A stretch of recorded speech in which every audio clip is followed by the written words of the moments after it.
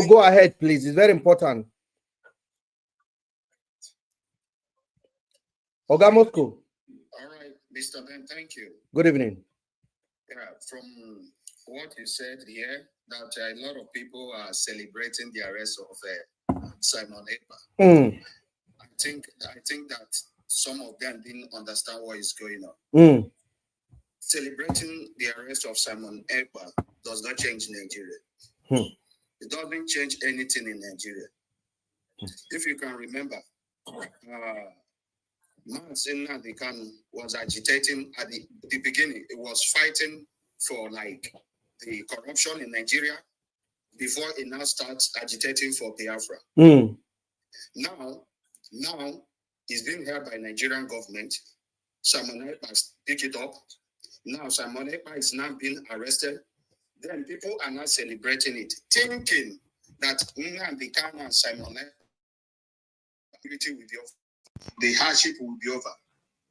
I think they misunderstood the arrest of Simon Ekpa. It's not something they will celebrate.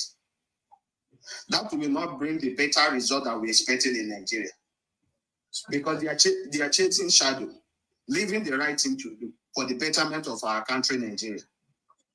I think they are celebrating the wrong thing because they will not get anything tangible from the arrest of Ekpa.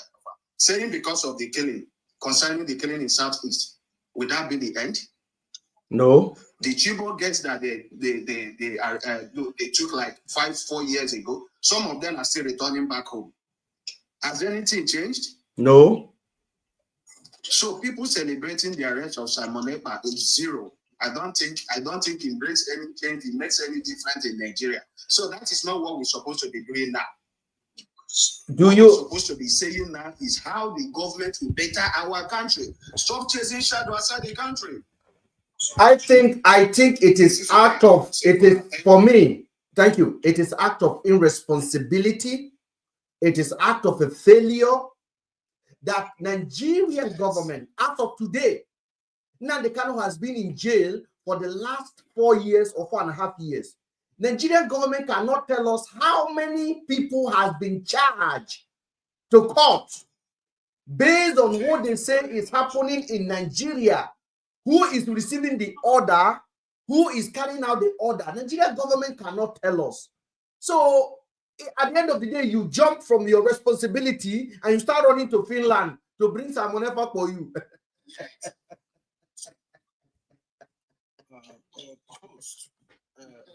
You see them recruiting what is it called, the bandit into military. Yes, because the main people terrorizing the East is the fault. Go ahead, sir. Go ahead. The one that is in Finland is the one they want to catch. And they don't know anything about Asali people. Oh.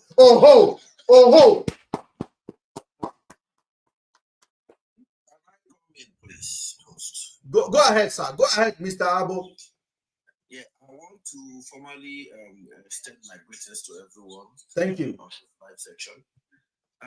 When I came in, I was just glaring through the space of TikTok, and I came across your page. Yes. And I think it's my first time that I'm actually coming on your live.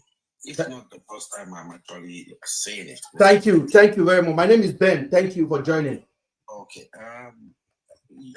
When I came in, I met a topic on ground, though I might not know the main modus operandi at which you had this program right now. But the topic I had on ground, I know it's been going around viral about the arrest and detention of Simon Ekpa in Finland. Yes. So I want to, when I came in, I saw someone talking about it, so I want to throw a quick light on. Go ahead, sir.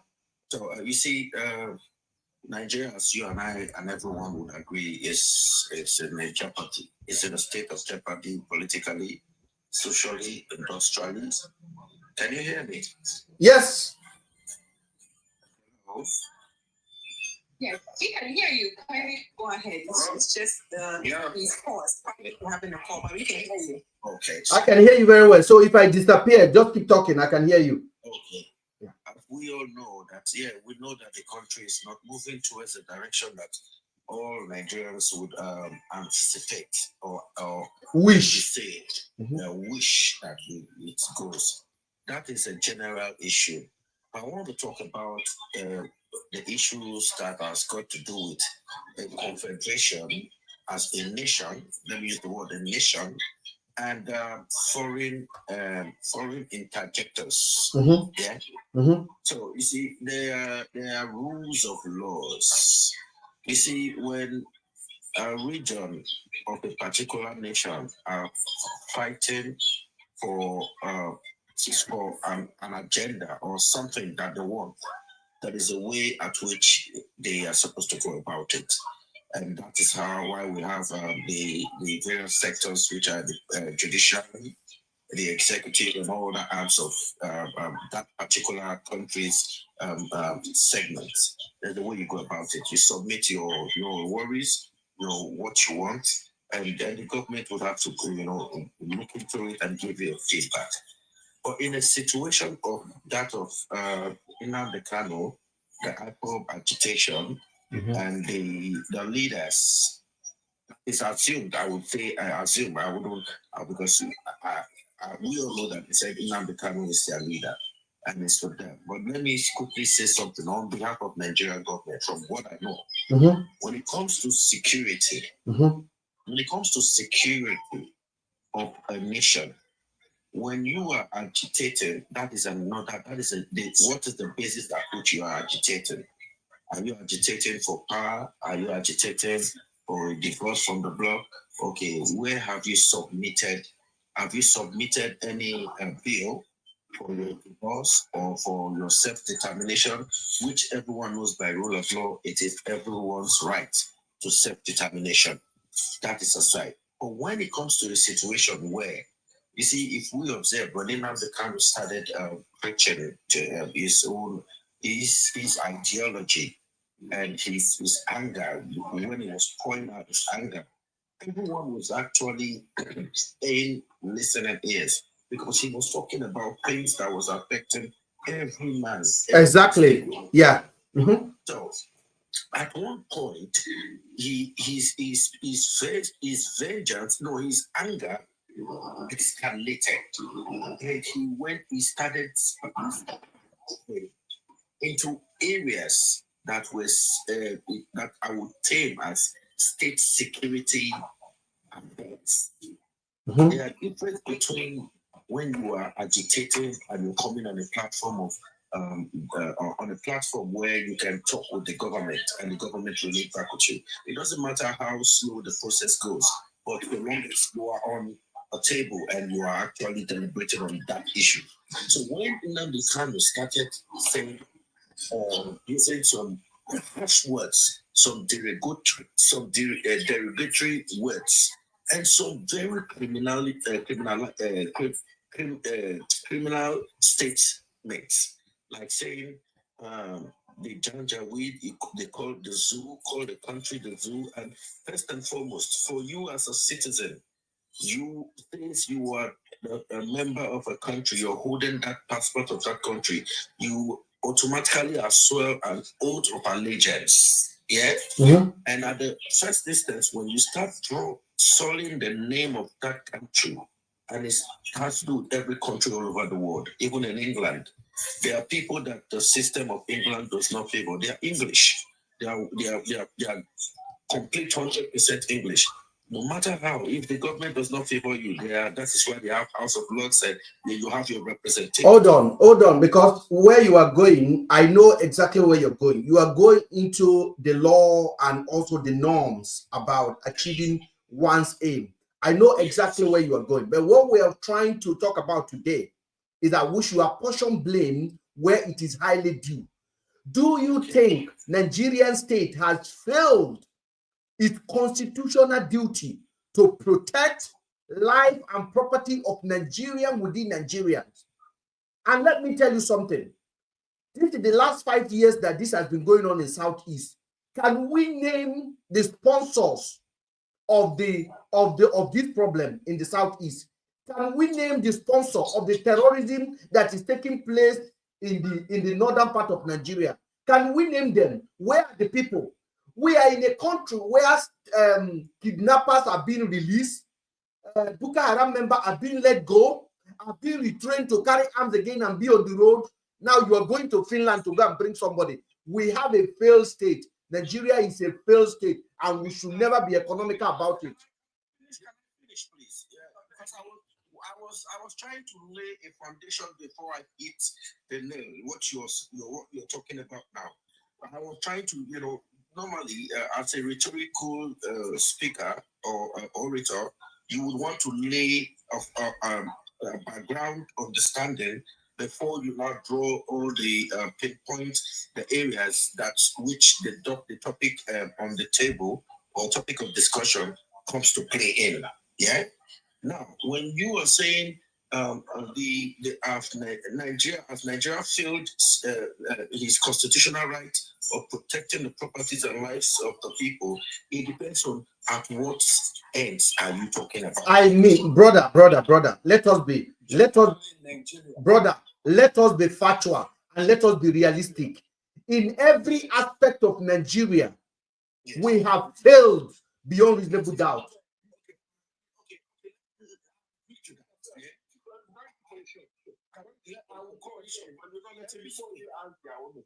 I agree to what you are saying, that generally Nigeria, which it is not only Nigeria, Africa as a whole, when it comes to security, Africa has not even done anything, has not gotten to that level at which security can be tackled in a very high and effective way.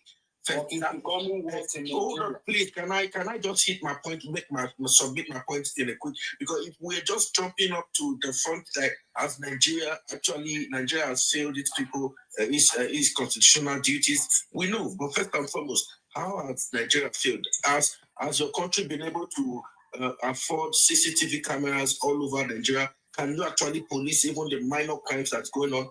That is so. If we want to start going into all that, we're not going to live here. Okay, my brother. This is a two-way conversation, and I want you to understand. Once you say a point that is very important, people are going to interject. You have to understand this. You cannot say it and expect people to come back to it. We are flowing at the same rate of being on live. You are talking about, there's something you just said here now about CCTV and all that. I know you're just using that as an illustration. Do you know how many billions has been awarded for people to provide CCTV and they had the money and nothing happened, and those people are ministers now? I can name them. Okay. The current, hold on. The current Senate president, when he was the minister, he awarded over 20 billion for CCTV. It's there.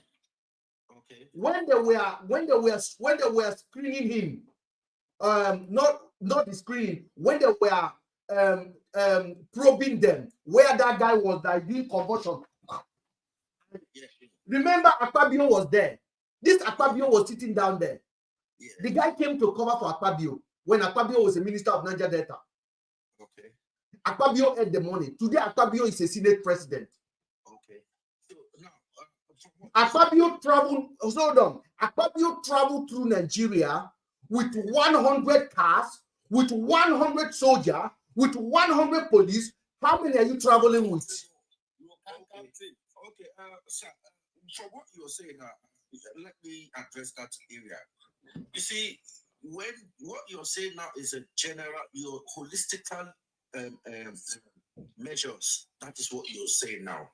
But the agitation of these persons, which is Nnamdi Kanu and Simon Ekpa, is it of a general cause of the country? Are they actually standing up to say, Nigerians, I am a freedom fighter. We need to fight for the growth of this country. Mm-hmm. Are we fighting for it? Were they fighting for the growth of Nigeria, or they are fighting against Nigeria? Can you remember? It is quite. Can I drop with you? Can I quickly? Please, can I quickly drop you? Can you remember while talking? Can you remember how Nnamdi Kanu started? Hold on. Let's not debate. They were fighting for a betterment of Nigeria at Hold all. on. I remember. Hold on, sir. That was what I said initially when I was depositing. I said when he started, everyone was paying an ear. That everyone was listening because they wanted Nigerians. Everyone was getting fed up to the point where we needed our voice to start being heard. So when Nnamdi Kanu started, he started as Nigerian, a holistic view.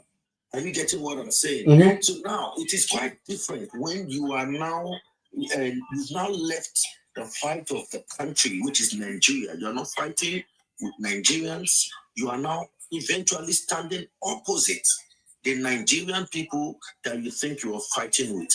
You will be misconstrued in the first place because first and foremost, you cannot, these people were actually saying, if you want to fight for betterment of a country, you stand up as a freedom fighter. The entire country will rally behind you, not a specific region.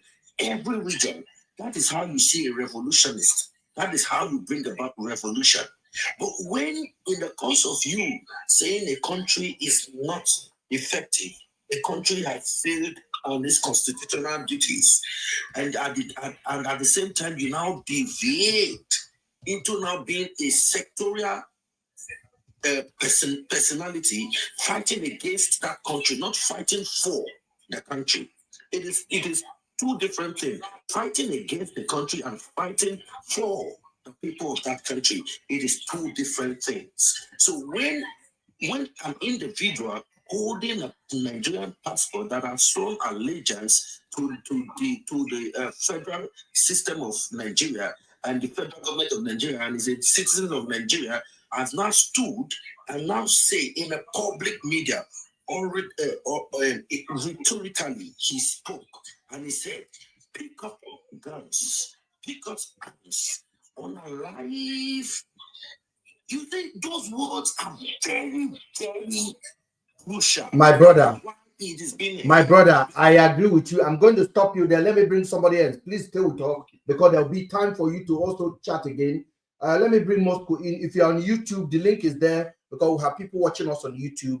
I just put the link. You can join us as well on YouTube. Moscow, go ahead, please.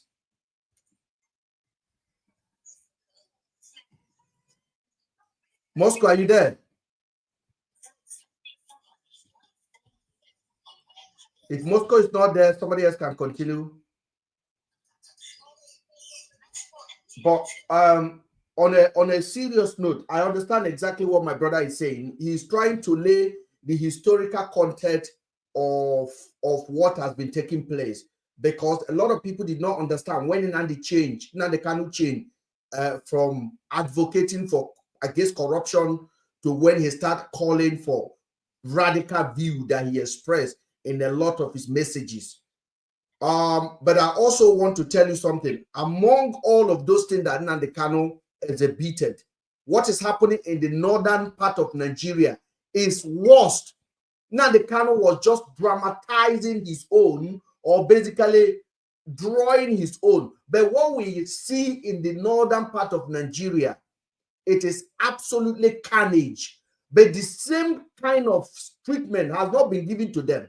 People say Nnamdi Kanu have raised a foreign flag in Nigeria before, raising IPOB flag, raising Biafra flag. We have seen people taking over 7 local government area in the northern part of Nigeria and controlling it and collecting taxes. It's happening. It's happening in Nigeria, sir. Mr. Host, you see, the wise man will say, if you are not standing in my front and made yourself known, I would not know if someone or somebody is speaking in front of me. If you are, this is a wise saying. You see, when you're calling these people the North, we know the country, even federal government will tell you, we are facing security challenges. Every country in the world has security challenges, yeah, because they still combat those security and those insurgents, yeah. But you see those northern people, have you seen one of them come out boldly with his face and come out to tell Nigeria that I'm the leader, and he's not been arrested, or he's not been under the government surveillance. So the government is actually doing what is constitutionally obliged of them.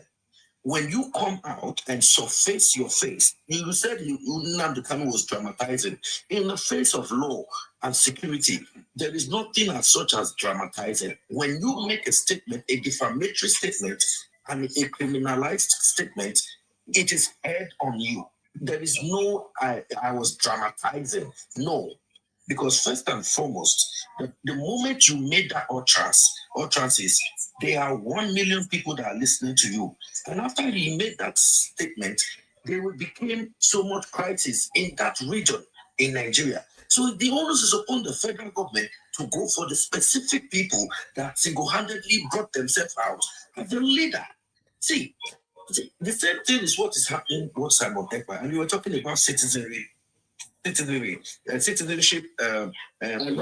someone come in? Can someone come in for what you just said now? Can I quickly round up? Just give me 2 minutes. I'll just round up. Yeah. When it comes to the aspect of citizenry, yeah, so you could be a citizen. No, brother, hold on, because there's the way I moderate my page is this. Okay. It is a group conversation. We want a situation where when you speak and somebody have an interjection, could quickly put his own point, so that if where you are going or your line of thought is error, you can quickly correct yourself. You understand? Without waiting there, then you have to come back to it again. So go ahead, Moscow, because there's something you wanted to say, sir. Yes, for what he just said not quite long, that nobody has shown up in the northern side of Nigeria, like saying, this is what we do, this is what we want. Can you remember a situation where they kidnapped, I think there are almost 70 people, and they asked for ransom, and a Nigerian top politician went to pay the ransom, even took picture. Yes. Okay. You have a question. Yes. Let me answer you. Yes. Is it not a form of showing himself? You asked the question. You asked the way. Do you know? Sir, you asked the question. You are answering the question. The ransom? You asked the question, sir, and you're answering the question yourself. Let me answer you to that. You see, when people are held on hostage, it is the country's responsibility to protect the lives of those that are held hostages. Yeah? To whoever or whatever means at which the country takes to free their citizens from that hostage, it is left to them and discretion to the government, whatever measures they take, so long as they succeeded in freeing those hostages. So that he took pictures. You do not even know who he took the pictures with. You do not even know if those pictures were doctored. Because Nigeria these days, people want to make news, and they make it loud, and obviously they do doctor people's voices. But on this case, I understand exactly where it's going, sir. On this case, the picture was not doctored. Sir, what I'm saying is this. No, sorry, sir. Sorry. I really want us to be fair. Okay, because as you see me, I'm a Bira boy. I'm not even Igbo. I'm Kogi. I'm not Central. Okay, so I try to be very fair when I analyze, and I'll give to Nyendeba, give to this one, give to this one. That is my own policy of talking, and I've been doing this for the last 7 years, to be honest with you. Okay. What I see in Nigeria is that we have to agree that that country is not one, and it's not going to be one for the next 100 years if we don't make a radical change. I know your place of thought, the way you are thinking and what you are saying. I know exactly where that is going. And I know what Moscow is saying. I know the intention of Simon Ekpa, and I know the intention of Nnamdi Kanu. In the case of Simon Ekpa, he's an opportunist. That is just a basic fact. I understand that one. And there are many opportunities. There are many opportunists in Nigeria. When Simon Ekpa started, he started his morning What drove him into this is profit. He does not have the love for the people of Indibo. I think the love I have expressed for the people of Indibo is bigger than the love he has for them. That is just the fact. Let us treat it that way. The problem that I want to look at in this particular platform, on this particular topic, is that Nigeria cannot abandon their responsibility as the custodian of security of our people and be looking for somebody in Finland. That is an irresponsible government. That is a failed state ideology that must not be entertained. Because if there's a problem in this country now, if there's a problem in this... Hold on, please. Hold on, sir. Hold on. If there's a problem in this country, the UK will not go to Nigeria and start looking for solution for their security problem. If there's a problem in America, America is not going to any country to look at their security problem. They make sure they take care of the business at home. We have turned our state security into a terrorist mission that people are no longer safe to be in their own home, to be on the road, to be in their business, to be anywhere in Nigeria. And we are blaming Simon Ekpa, a stark illiterate in Finland. I'm absolutely disappointed. Let me say something. People who is in another country and you are saying the government should live in Angola. I don't agree with this conversation you're having. So I should. What do you say? We should say government should. Someone is in another country. Someone is in another country and is inciting violence from where it is, and you are saying government should live in.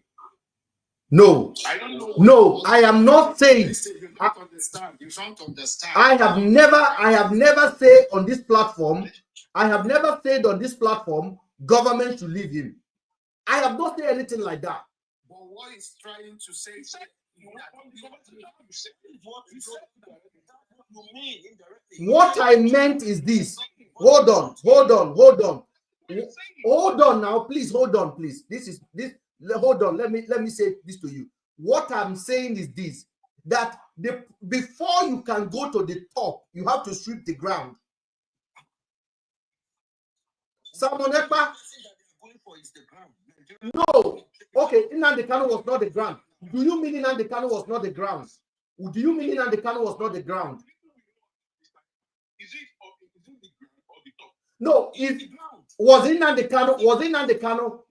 Kanu the top when they pick him up? Nnamdi Kanu is still the ground worker. For you to be the top, what are we saying here? If you're the top of a leader of a group, you're the ground worker. How do you expect the federal? Let me allow you guys to continue while I attend to people on YouTube. Go ahead. Can I say something? Yes, go ahead, sir. This is a platform where we can try to get and understand more information, and it's not a place where we arguing on doing much argument, please. Like what Mr. Ben said, try to understand it. If you are right in Nigeria now, know what people are passing through. You can't relate that to Simon Ekpa.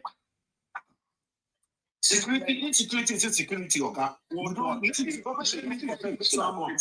let me say something. If you are traveling, hold on. If you are traveling now from Lagos to Abuja, it's only flight is where you will have the confidence. Let's blame it on Simon Ekpa, my brother. If people find out that you are rich in Nigeria, you are in trouble. Let's blame it on Simon Ekpa. No, you guys are now guys. For you to know what they are getting from what we're talking No, brother. We are not diverting. In the UK, do you know that they still steal cars? Do you know that my van was stolen in front of the house? Do you know that they still do things in every country has challenges? You cannot say which one is most important. You cannot say which one is most important. If someone could stay in a country as Finland, a developed country, and could actually sit there and hold a televised interview like he is a prime minister when there is a central government, a federal government of that country, which is Nigeria, and we have only one president, and someone is standing in Finland, standing there that he's a government in exile, and we're expecting a national security. That's a national security threat to the country. It is. No. He is a security threat. He's a threat. You know this thing is a threat, but you don't want to accept it. Of course, pay. Why would you debate it? See, crime is a crime. Don't try to for better Nigeria. It is starting from all this. You are clamoring for better Nigeria, and you're calling one crime is not too hard. Yeah, why is federal government going for that one? No. See, another problem with Nigerians is this: once someone has committed something, you be using another person's instance to judge. Someone literally told the federal government that he bought 700,000 armor tanks. He's telling the federal state that he's preparing to wage a war, and we're expecting that state not to take an action. Like, hold on, please, hold on. You said Simon Ekpa said that he's have 700 armor tank. Does that sound realistic to you? No, we don't need to think theoretically about it. The statement alone is enough for any federal government to take an instant action. That's enough statement. Has all of this that you are doing now, do you know any group that go against the federal state of Nigeria that attack the army? That group is a terrorist group in the country. Do you know that, right? Yes. Okay. Do you believe that a group of IPOB have attacked the army, right? You believe that? Yes. Okay. Put that one aside. Do you believe that in the northern part of Nigeria, a group of the same group, have brought down a whole plane? They have even 70 soldiers in one day. So what is your point? No, you tell me your point. Please hold on. Please hold on. Because where I'm going, we will land there on a safe space. I want the government to take their responsibility very serious. And we should stop this prejudice that we are doing, this sentimental analysis that we are doing, that what is good for this is not good for this because they are this. I understand, my brother, I have been talking politics for 7 years. And most of my time when I talk on behalf of Nigerian state. I advocate for Nigerian state. I talk about the unity of our country. But every day I'm being made to understand that when we are doing that, it's like we are giving excuses for failure to keep happening. Because I cannot sit down here and tell you I can go to Nigeria right now and drive my car to Abuja on my own. Yeah. You cannot do the same thing. Mr. Ben, let me tell you this now, because for us to have this kind of conversation, it is always easier said. I'm going to give you a point now. Even PO that wants to become a president of Nigeria, when he gets there, he will see that it is not as easy as it is from outside. From outside, you can always talk. You understand? But when you are inside that government, you would know that for you to battle 1,000,001 people, it is not easy. If Aliko Dangote now, for instance, now, is going through challenges because he wants to run this petroleum pipeline up and down Nigeria, who are you now not to face more challenges than these individuals? Do you understand? That's what I'm making you understand. It is not as easy as it seems. For instance, now, Soludo and some other Eastern governors, they've come together that these people should start working on Monday. They should start opening their shops on Monday, doing business on Monday. Since then, as it happened, do you blame those governors for that? Or who do you blame for that? Do you think if Simon Ekpa is being locked up now, okay, Simon Ekpa is locked up now, and I'm sure he's going to be there for the next 1 week. Do you think Monday people will come out? Because of fear. The fear of these people, these separatists. These separatists are suffering. People are suffering.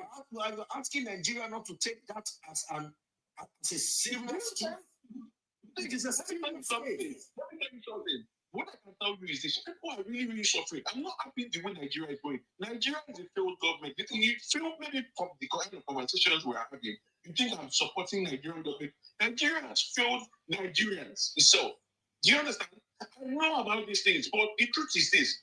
For instance, even if the government is trying to do something, there are a lot of Nigerians that are willing for that stuff not to even work. You understand? You don't expect Nigeria now. You're talking about from Lagos to Ibadan. You must use plane or you must use what they call it. Do you expect Nigerian government to put each police officer on all streets from Lagos to Ibadan? Please stop. My brother, stop. I want to tell you something. The police that we are put, what are they doing? They can only do their best. What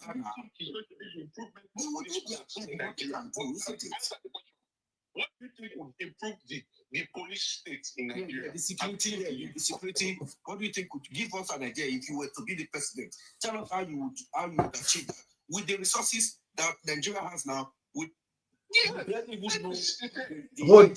me answer you. Let me answer you, please, because it's like let me answer this question. It's a very simple thing. It's a very simple thing. When corruption is like a cancer, okay, when corruption enter a system, which is the headquarter of Nigerian everything, there is no way. Hold on.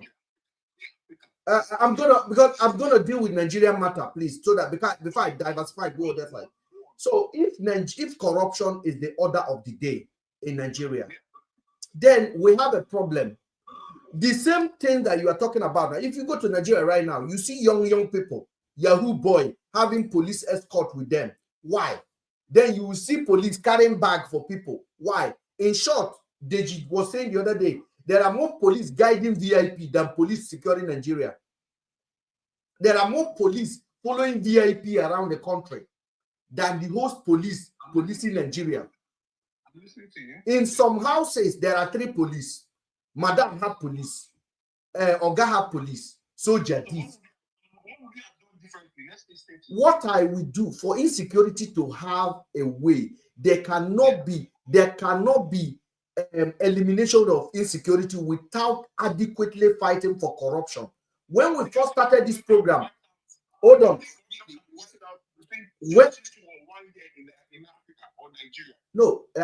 Listen, we can manage corruption whereby people, elected officials, people that hold public office, we have this at the back of their mind that when they do this, this is what will happen to them. We have, listen, sir, listen. I want to tell you something. Our politicians are not being run by policy. They're being run by autocratic method. We have a state governor now, for example, in River State, that you can see a sitting minister fighting. What are they fighting? Are they fighting because of the people of River, or are they fighting because of their pocket and their political patronage? What are they really fighting about? This is the corruption that I'm talking about. Then when we started, we talk about VDM talking about Bobrisky and how the police collected money and how they put Bobrisky out of prison. When things like that happen in the UK, what do you think will happen? Who will take responsibility?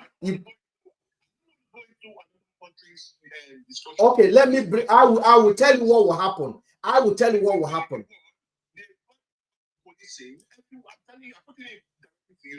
Everywhere in the world, they've got their bad policing, they've got bad policies, everybody in politics and everywhere. And those that were caught will never see the space to be in public space again. They will fire them, they will disgrace them, they will leave office. Bobrisky said, I pay 50 million to EFCC to drop a charges for me. The head of EFCC was supposed to be answering question for that. Did he answer question? Point of correction. Bobrisky never said it was a tape. You see, there is something we call affirmative statement and what we call a fallacy. Okay. All right. All right. I know you are. We are not going into the legal part of it. In a civilized country, once that allegation came out, if that allegation come out, there will be a team of people that will now ask, why did you?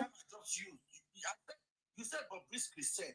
I mean, if anywhere in the world they want to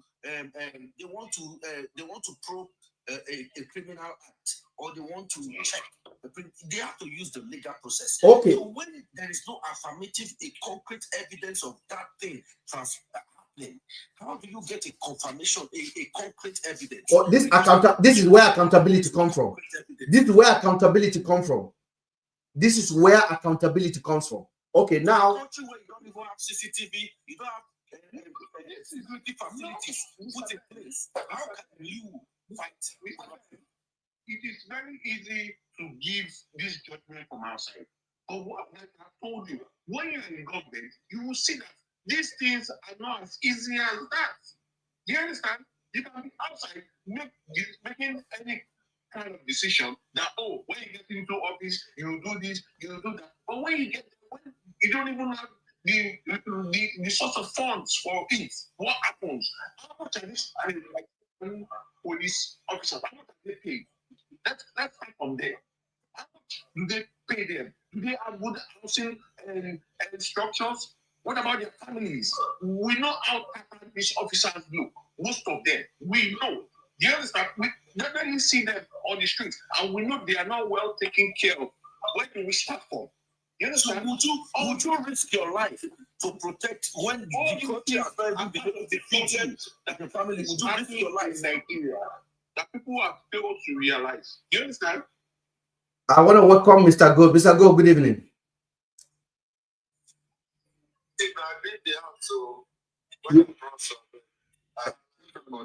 Good evening.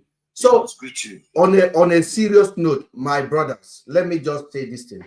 I am not going to sit down here and blame individual. The government have ability and capability to set things in motion, and other people will follow. The state governor in Anambra State is collecting security money. Imo is collecting security money. Abia is collecting security money. Ebonyi is collecting security money. Where are the security money? What are they doing about it? Now we are now blaming Simon Ekpa. Okay, let us agree now that Simon Ekpa has been arrested and he's not going to be out again. Let us see how the security will improve in that state. Since it's the problem. I want to ask you a question. Do you think you want improvement for the Southeastern people? If you want improvement for the Southeastern people, have you thought about them probably working and doing better things to better the life of the Easterns?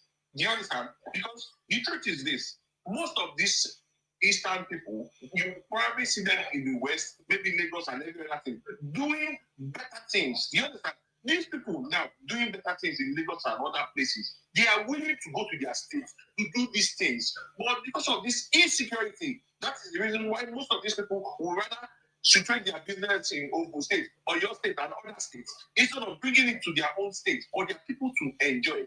So the people of these Eastern people are the people who are causing the same problems for themselves. Do you understand? Because you're not helping yourself. No one is going to help you. You don't expect someone to be in Lagos now and they say they are fighting in what they call in Imo State and would relocate his business to Imo State. It doesn't make any sense. You understand? So people need to be knowledgeable about these things. They need to know the fact that, see, these things now they cause up for themselves. Are you getting me? Most of these people creating this violence and everything. How much are they paid? Are they well fed? Do you understand? No. It's just misleading them. That is just it. Do you understand? Now, this is not about the government troubles now. You understand? It is about these individuals creating these issues for their own people. Mr. Please. Mr. Ben, go ahead. What I want to say is this, yeah? The arrest of Simon Ekpa, it is very, very justifiable from the federal government of Nigeria's view. The arrest of Nnamdi is very, very justifiable from their view. However they want to go administer the verdict or judgment or disciplinary action or whatever they want to do to these persons, it is very, very clear. The federal government have the right because they have their territorial zones to protect. They have that responsibility. But can we agree? Can we agree? Can we agree? Can we agree that there is no way Simon Ekpa? I want you to really understand what they are holding Simon Ekpa for, why he was arrested. You really need to understand why he was arrested in the first place. Please, I have one question for you. Go ahead, sir. Go ahead. You said that Simon is not a citizen of Nigeria, right? I beg your pardon. Did I say what? You said that Simon is not a citizen of Nigeria. He might not. Yeah, that's what he said.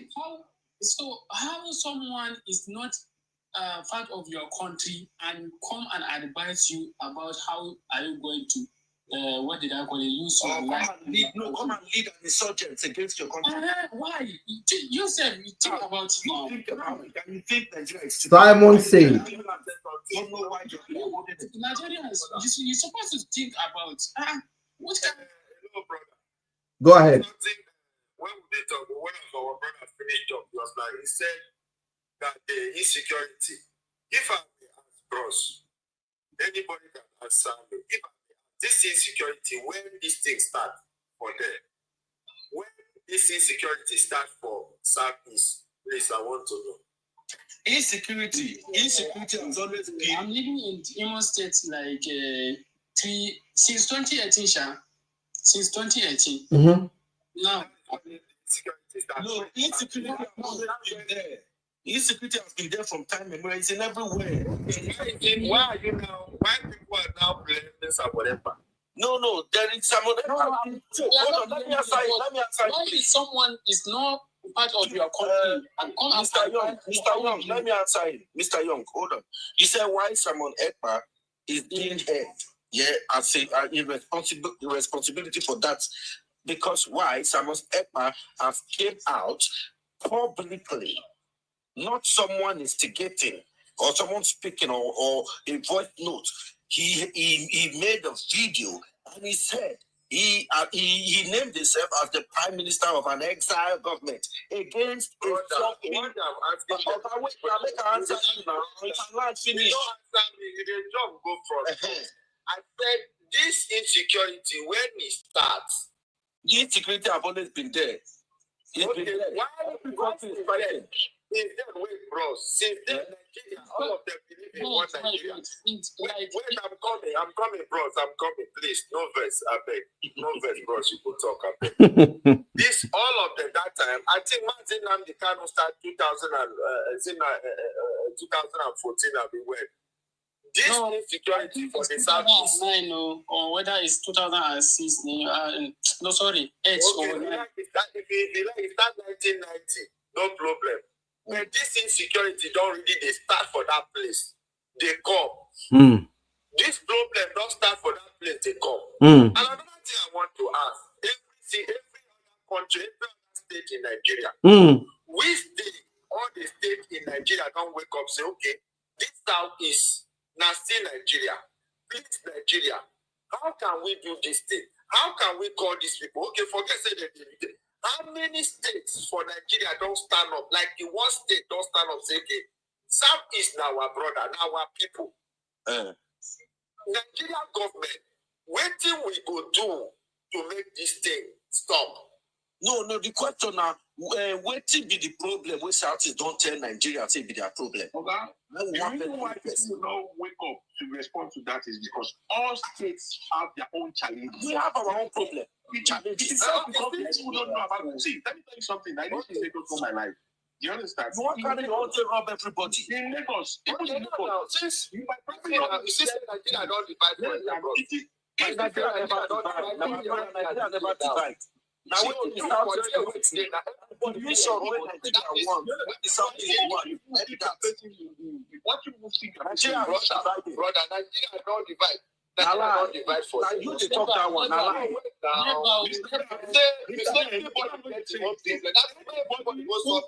Supporting this guy with his statement, that means that particular person doesn't see anything wrong in what this individual has said so far. They don't see anything wrong, bro. Okay. Don't worry. You know they talk about federal government action. Federal government never do anything wrong. Federal government Never do anything wrong. My own. And the statement would have not motivated any violence in any way. I'm so shocked about that. My own, hold on, guys. My own is that Simon Ekpa has said things that is outrageous, crazy, ridiculous. But I want to be very, very clear when I am making my point is that in all of this, people prepare this grant for Simon Ekpa to exist in the first place. I want to see how many people is in jail in Nigeria. All the pine of people. The people that pied the 2 military girl, the soldier, the 2 couple, are they in jail? So if our police can track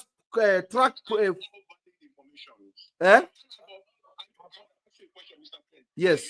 I'm not giving you an instance now. You are just give you an instance now. You're a citizen of the United States of America. Yeah. But you are based in Nigeria. You have dual citizenship. Let's say you have dual citizenship. Yes. Is it possible for you Hi, to Tracy. Nigeria and make inciting statements about America for them to make violence in America? No. In Nigeria. Existing in America. Let me. America will not take action. Once you are do. They are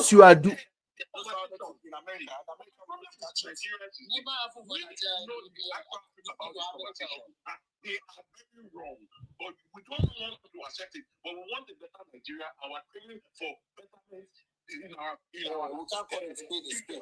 Even in our tables, that we cannot address things as you cannot. It is still the same way I told you. There is no crime that is bigger than the other. The government has failed us, and we still need to work very hard to be on the better. They judge the case. Now so. Leave out to Nigeria. No. See, let me tell you something. See, now it's ready to take the heat. He will take the heat. I want to tell you something. You see, it happened for Mazin Namdekano now. People, they happy. The same thing happened for those one. Where see they believe in Nigeria? We are not happy On that mirror, when they talk, I want to ask you a question. On that pen, if they ask both of you to stand in for scanning, you should come and stand in and say shorty.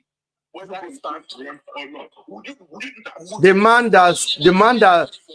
that stood for him is a senator now. We'll never see anybody for there. Come on, if I have that opportunity, if Nigeria will be, say maybe I have all the things that Nigeria needs. Maybe the government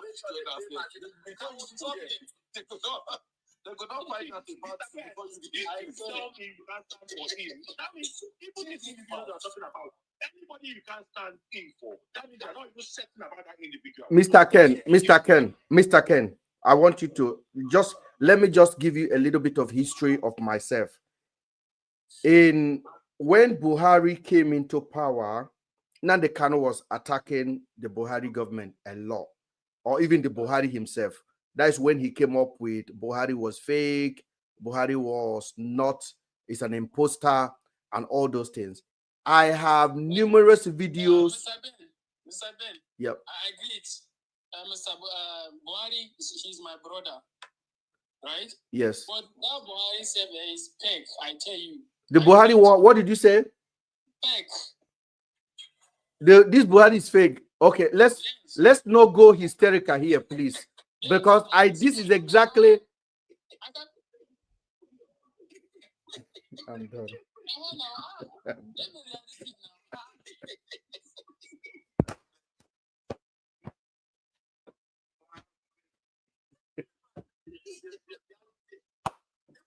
The president went there alive, the wife come on, go stay for another place. That one are your business. You don't even know what's going on within his family. You don't know why. You don't know what is going on. Somebody that is telling you to laugh. Somebody This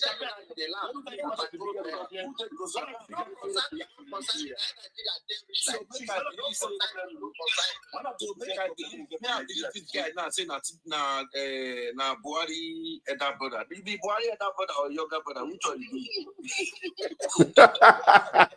So please, Mr. Young, did you say the Buhari that just finished 8 years now is not Buhari? Why? I bet. Why una they laugh now? Why una they laugh? May una chill now. Mr. Young, talk please. How did you know he's not Buhari? So the text, how can I do?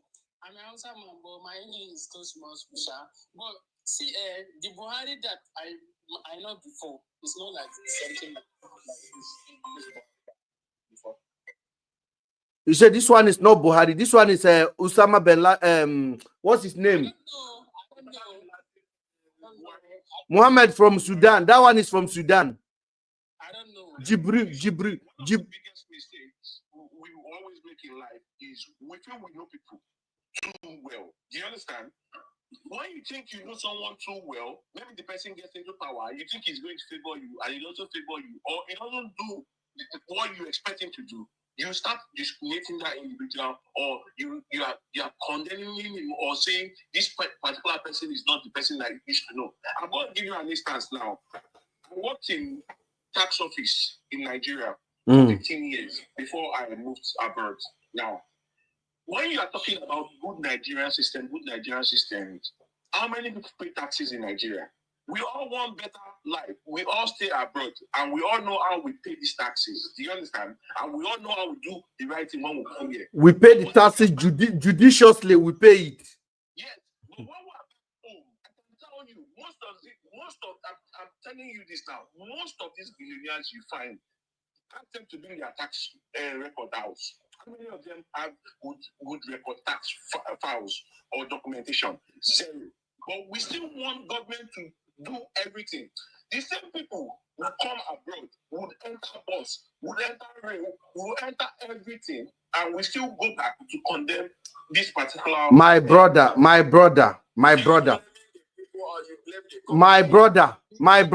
Who are we blaming? Are you blaming me for no? Are you blaming me for not paying my tax?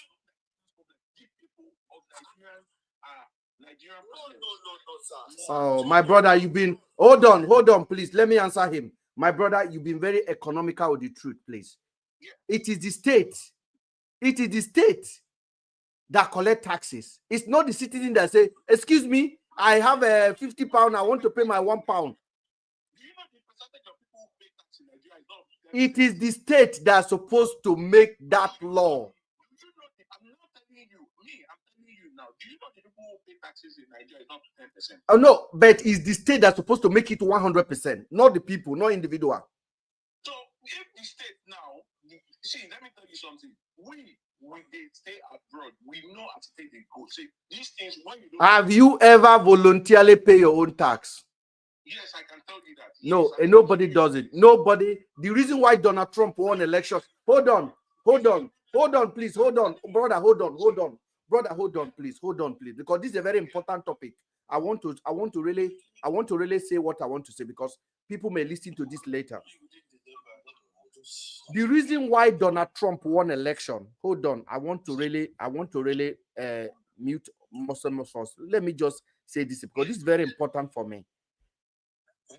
When we are talking about a state managed tax system, a state will set up an obligatory body that know that citizens have to pay their taxes. Which I've worked in one of them before. In this country, if you don't pay your tax, you will get a letter in your house. It will go into your credit. They will take you to. Hold on, please. Hold on, brother. Hold on, please. Let me finish. Because you cannot come here and tell me that the individual who is not paying their taxes, the companies, we have a company house for God's sake. Do you know that CAC, that company house, that is a tracker to pay taxes. Then we have a bank account. We have NI. We have every logistic to collect taxes in Nigeria, right? We have everything. For example, the federal government can make a policy where every year your account will automatically go on a lock. Okay? Corruption. You corruption. Okay, are we now blaming Mr. Usman or Mr. Ben or you yourself? It is the government responsibility. The government now. It is the people.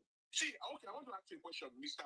Ben. Now, Yes. you know, in UK here, you buy something, you go to the store, buy something, Mhm. and go to the cashier, pay it by yourself. No one will be there for you. Do you think this thing will work in Nigeria? It will work in Nigeria. Never. Why would it? You see, you're not being sincere about this conversation. There. It will work if the corruption end. If the corruption end.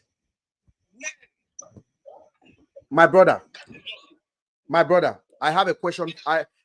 Let me explain myself, please, because I don't want us to be sentimental when we're talking. Yes. Yes. You could answer my question. I asked you.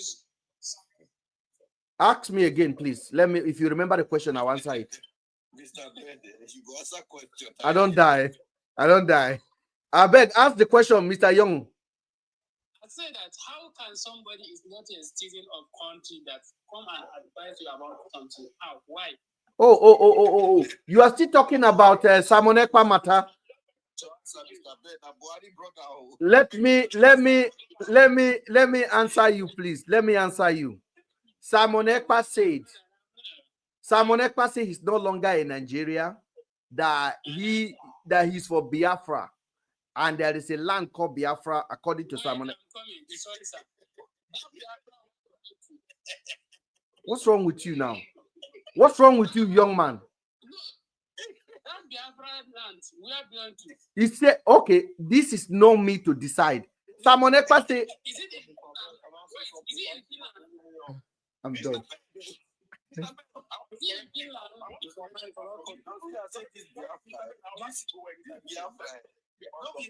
No be mumu be this. Now juju be this. You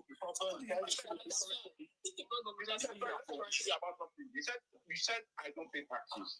Now, for people who work in pay as you earn, organizations like banks, government institutions. Hello, people on YouTube. Thank you for joining. There is no how you work there and they will declare your income that you will not pay taxes. Now, when we have more taxes in Nigeria, is the informal sector, the people doing businesses. You understand? And they hardly. The chunk of money in Nigeria is in the informal sector. You understand? Mm-hmm. And this informal sector people, they hardly pay. That is just it. Have a good day. Oga.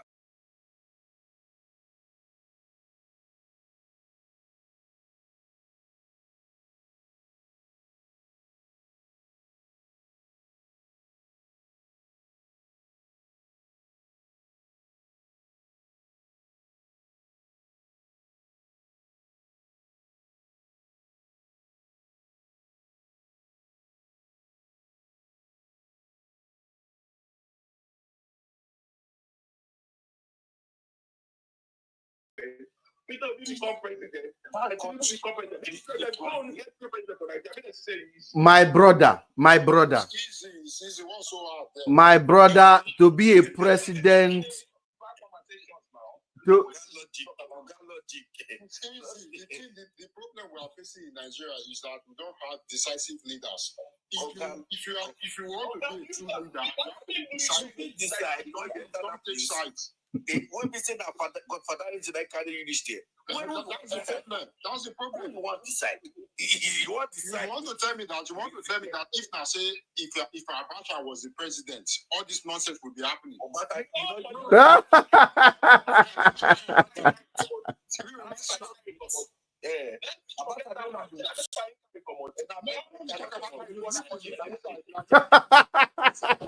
Security now. Security of the state. We'll leave this side of our battle. Security, my brother. Let me just give you a random. See, from my own view, at least it go help. Now you're giving now. The only way Nigeria can go now, first and foremost, Nigeria has to first of all come to terms with Nigeria itself. See, first and foremost, Nigeria need to first of all sit down and say, come, do we want to grow?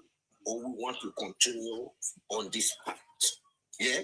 Then after that, when they don't agree, you see from the grassroots, like with Mr. Bento, first and foremost, you must find out a system that would work. What is a system that would work?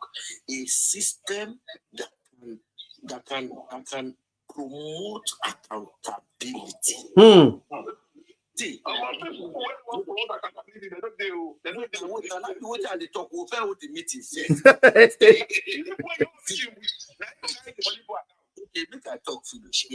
a system that can promote accountability. Where do we start from in the first place? Our educational system, our sector. Yeah?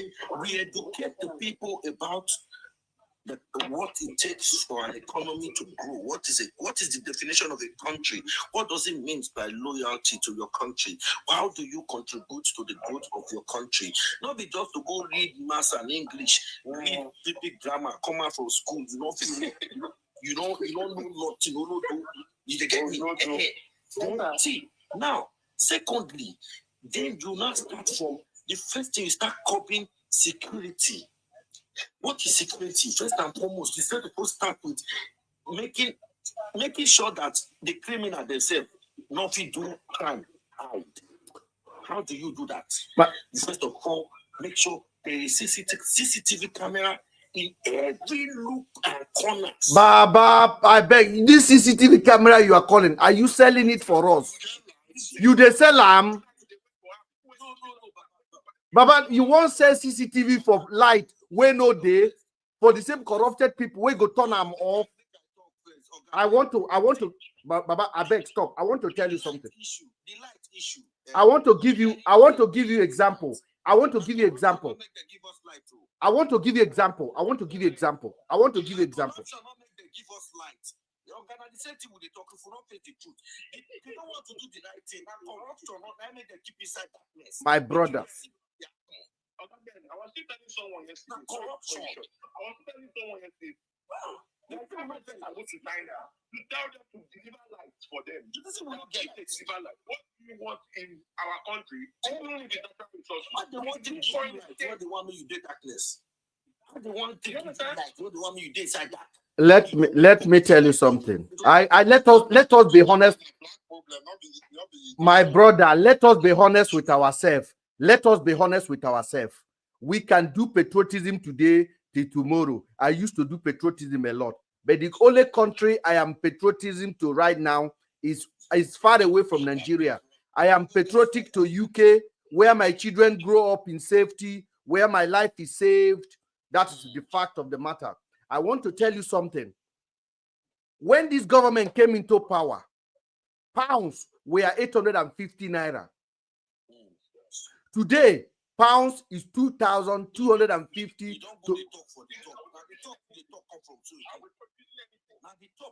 Hold on now, hold on, please, hold on. I know what I'm talking about. Why do you think our currency has gone down valueless? Is because we are not producing anything. We are not producing anything. Wait, another thing will make your currency they go down. Borrow. The money borrowed and another thing, your fear that your natural resources when you buy back, when you export, they want to buy the lowest amount, yeah.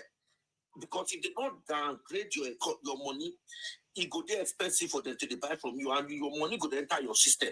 So they go put your money down so that when they buy, if they change $1,000, it go pay for 2 barrels.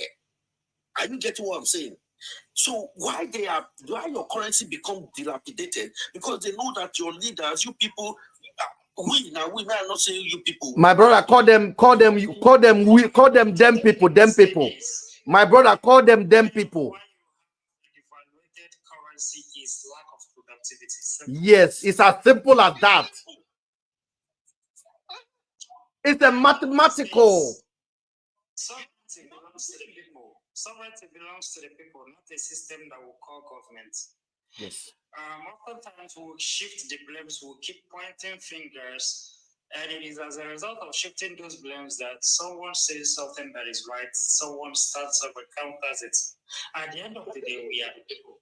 At the end of the day, the sovereignty of whatever nation belongs to us. Okay, can we agree in this house right now that Nigeria is a failed state? No. Can we agree? I raised the objection that when you Google the recipe and the characteristic of a failed state, Nigeria is koro looking at me and the description of a failed state. If we cannot agree, can somebody tell me what are the definition of a failed state?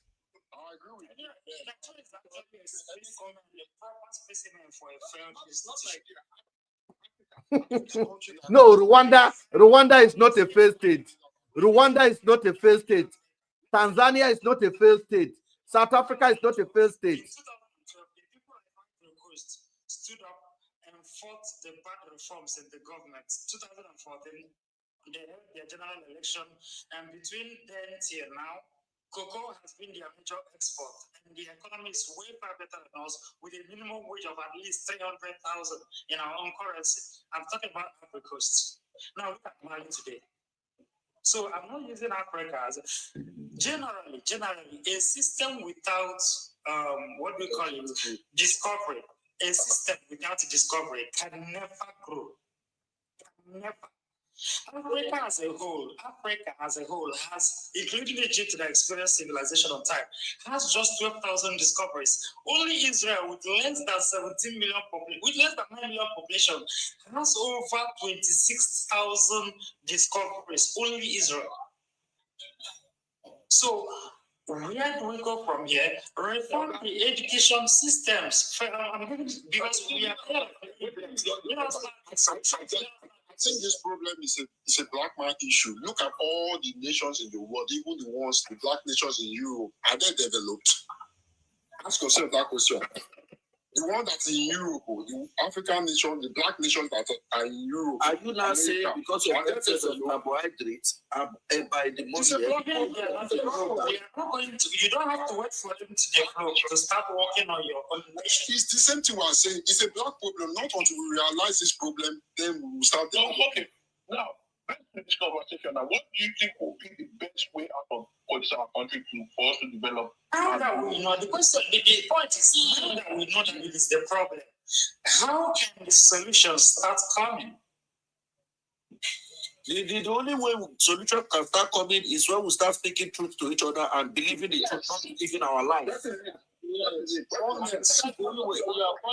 I'm telling you that our problem basically is a failed academic institution. Yes, I don't this thing, but Mr. not applaud me when I talk. No. I didn't hear you, Mr. Logic. I didn't hear you. Okay, I said we're still using outdated educational systems right from independence. That's what we're still using. That syllabus. That's what we're still using today. I tell you something. The kind of education that we are talking about is, first of all, if I happen to have a power today, what I will do, I will bring back just normal logical thinking. Our people are not logic at all. We want to arrive at a prize without taking the step to arrive there. I remember when we were going to primary school. Hold on, please. Hold on. When we are going to school those days, if you solve a math, the teacher will ask you, explain how you solve that equation. You will sit down there and explain it. We have not been doing it. Africa, in a general, we just accept whatever they give to us. We don't evaluate it. We don't question it. And this is a problem that children over children, generation after generation, we are inheriting it. I want to tell you something. If you come to Europe right now, there are countries of 1 million people, 1 million. Okay, 1 million, and they're doing well. Montenegro, Latvia, Lithuania. Or you see the name, Lithuania, Latvia, Serbia. These are small nations. They decided to govern themselves, and they are doing fantastic well. And their national identity is the love of the country. Africa have lost it. We don't have love for anything. Nigeria especially.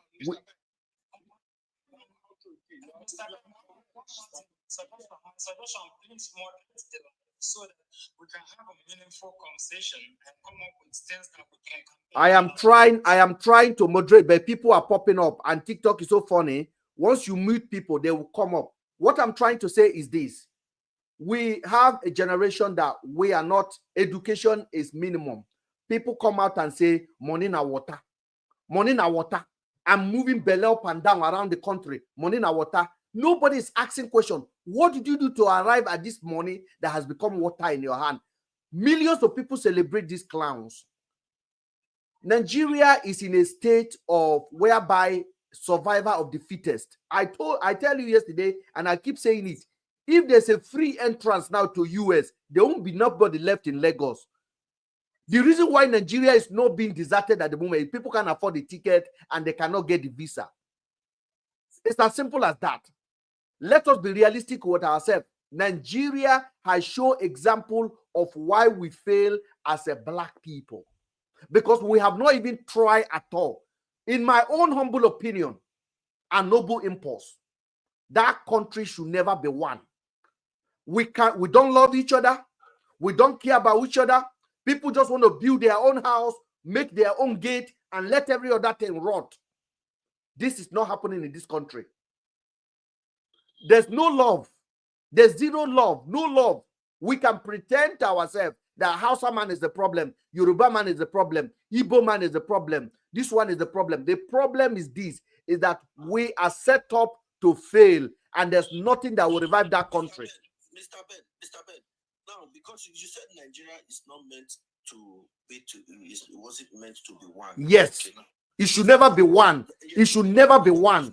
Yeah, that there is no love. Yeah, okay. Now, for instance, now, let's take your notes. No love. Yeah? Mm-hmm. Now, if they now say, okay, everyone should go on their own, would that bring love? Yes, that will instigate some sort of political correctness and personal identity. This is very important. Don't try that. No, that will not bring love, because that same individual, each individual is for his own belly. The Sudan, still divided. The Sudan you are seeing at the moment, the Sudan you are still seeing at the moment, that you think they have divided. They are not divided. There are people that engineer that Sudan division. There are people that engineer it, and forget that the major thing to failure, first and foremost, is any country that is under a colony is on bondage, and you are being doctored, you are being trained to remain a failure, to be under a perpetual failure for the advantage of your colonial masters. For the advantage of your masters. Yes. So long as we are still holding on to the claims, the strings of colonization, so long as we are still holding on and looking on to the masters, yeah, you are going to be a perpetual. It is not about the country or the people. It is the fundamentals at which that country was built on. It was never built to succeed. It was never built to win. The masters made it for them to fail. And I disagree on that note. I don't think so. My brother, logic. I guarantee you, if you reason it very well, how many, what's the population of the Northerners? Mr. Logic, what's the population of the Northerners? Let's say minimum of 40 million.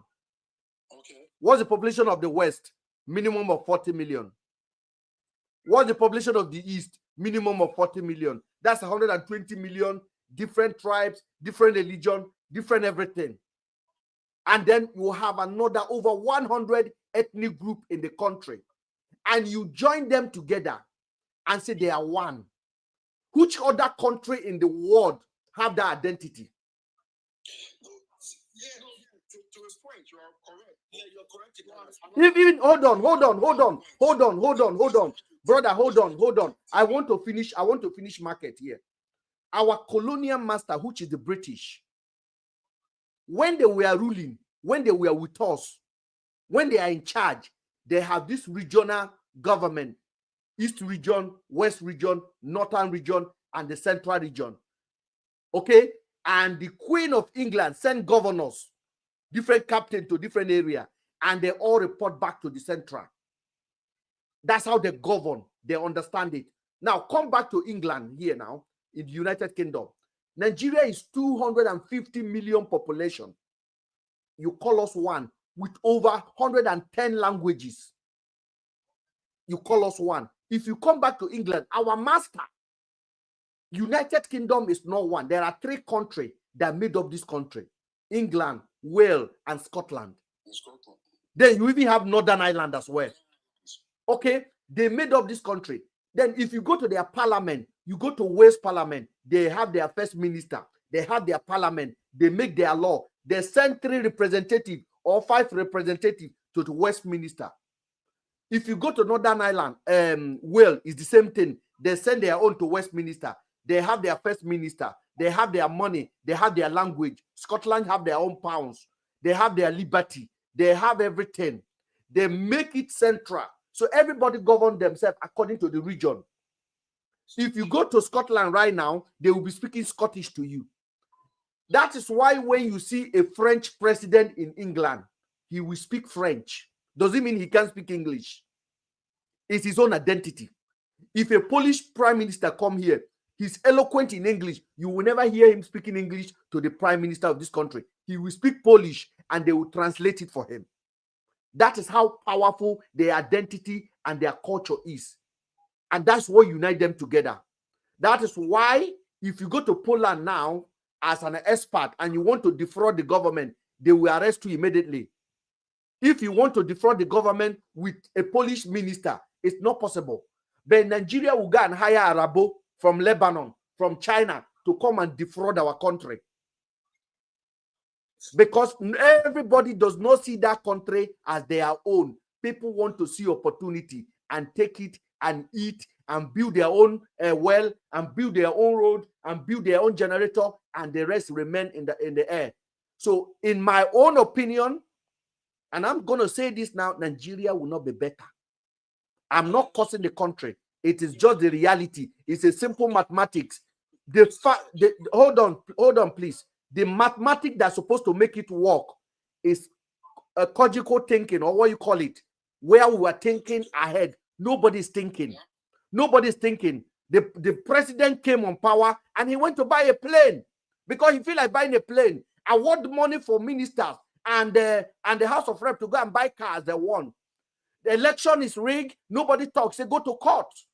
It is a mess. And we should stop deceiving ourselves as black people and be saying, oh, UK have their own problem. This is one thing. The prime minister just lost election. The conservative just lost election. And they are gone. The new government is in house. Then they become the opposition. They will form their own shadow government. They will be sitting down there challenging the government. Who is challenging Tinubu now? Who is challenging APC? Nobody. Everybody is looking for contract one way or the other. Then tomorrow we are blaming the foreigner. We have our own problem until we go back to the drawing board and say this country cannot work as a united entity. That is when we understand. Okay, for example, in the northern part of Nigeria, the northerners, they don't want you to sell alcohol. But when the western part of Nigeria sell alcohol and collect tax, you want us to spend that tax in that part of the region. Does that make any sense to anybody? We have a gold in Borno right now that is causing war. Have a gold in Zamfara. Can me and you say the gold belong to me and you? Like the way we say the oil in the east belong to us?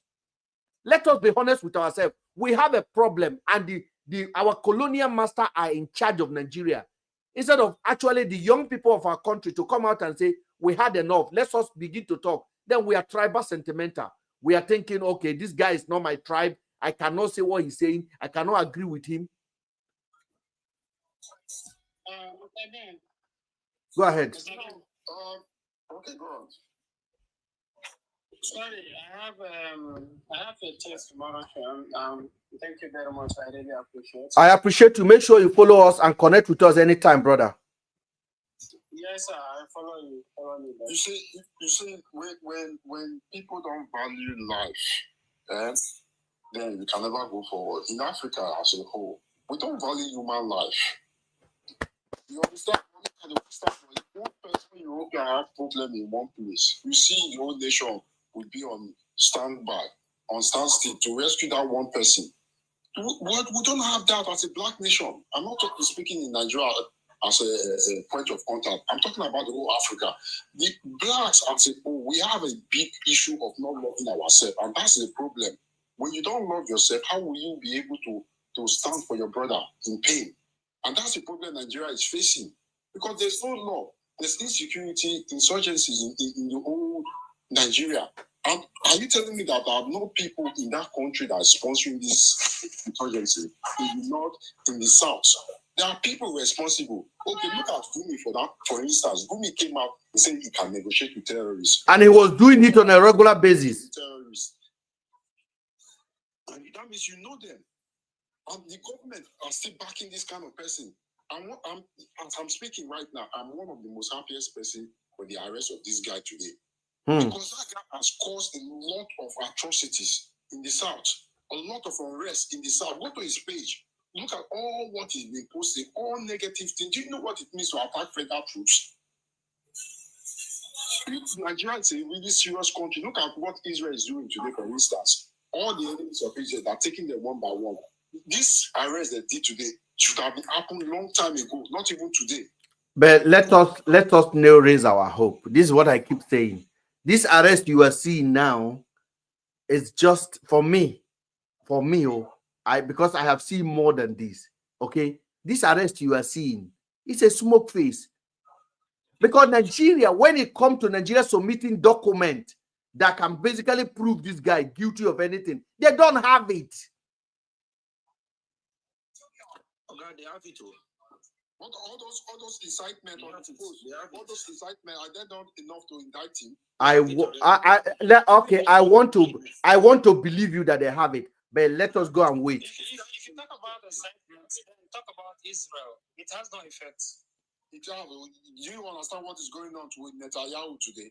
They've issued for his arrest. Even though they don't arrest him, but at least they let the world know that he has committed war crime and is due to be arrested. That's what is going on now. And from all but I'm confused. I'm confused a bit. Mr. Ban, you pointed something out about colonialism and the system of governance in the UK. I think we are colonized by them, right? Yes. So how is it that we are now practicing the United States system? Yeah, because it's the most unaccountable system of government. Because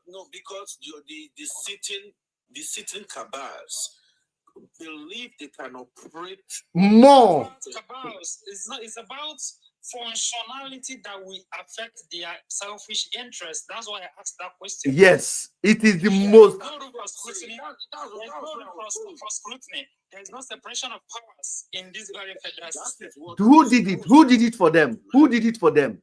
Let me tell you how it happened. When the British were leaving, we have this parliamentary state of government, this kind of represent regional government. When they left, somehow, America at that time, America still controlled the British at that time. Say, listen, this is our pilot. Nigeria is our pilot land. If we give them this parliamentary, the people will be asking questions. That means our government will be decided during the afternoon. We will see what is going on. The president will be on the floor and he will be challenged. What is the best way to conquer these people? Let us ask them to go and change the constitution and practice federal system of government. And that is what we got. Federal system of government is a corrupt system of government.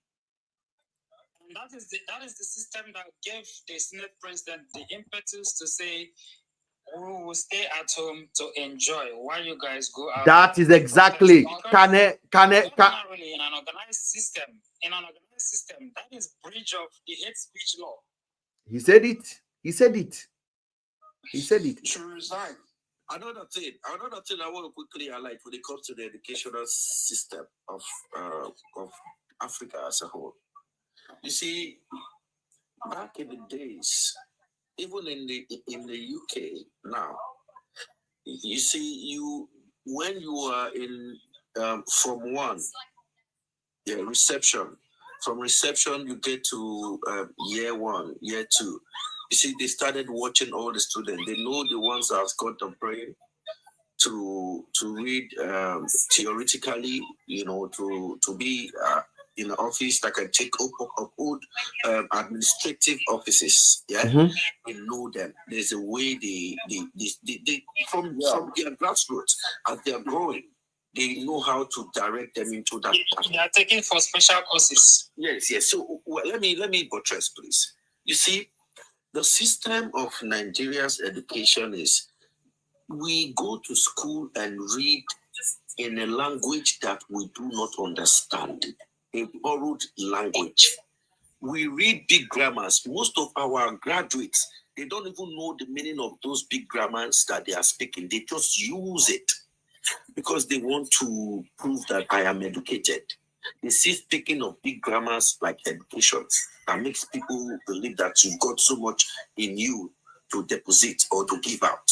But usually, the system of education is supposed to be you teach the people in their dialect. It will be most easy for them to assimilate these informations in.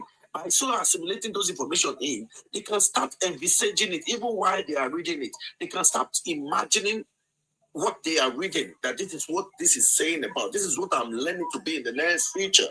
You get me? And then the ones that cannot go to school, they are vocational studies that will train you. If it is electrical, you don't need to go to school to be an electrical engineer in the Western world. You don't need to be a BSc holder. No. There are other ways you can still learn.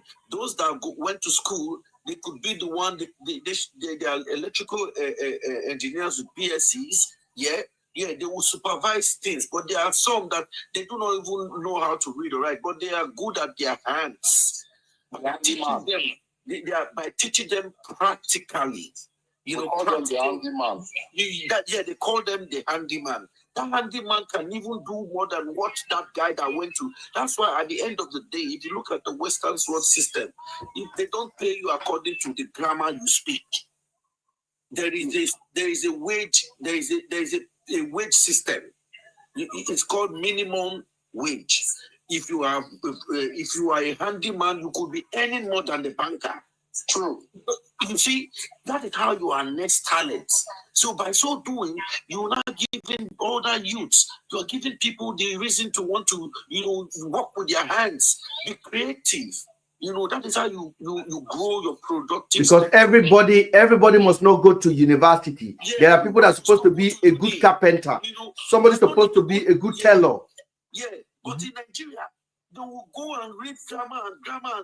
At the end of the day, who graduated as an accountant, he becomes a minister of health. How can you be an accountant and be a minister of health? Are you getting me? How can you because you have got my BSc, you read pharmacist, and you are now a minister of the head of surgeons in the country. And the worst case scenario is when they become these ministers, then one university confers a doctorate degree on them because they are ministers just for the money, honorary. And that's very bad. And one more thing, we are supposed to prioritize mathematics as a language, just like English, because that helps us think logically. See, logical thinking starts from parliamentary system of education. You see the parliamentary system. I've got a question for the House, and I'm going to ask this question, and whoever can give me answer, I'll appreciate it. Do you think the barrier, the language we speak, the regions, do you think it has something to do with the united Nigeria that we're supposed to have? Because as I said earlier, 50 million Hausa, 50 million Igbo, 50 million Yoruba, and then other minority in 100, combine them together as an entity. That is a recipe for disaster,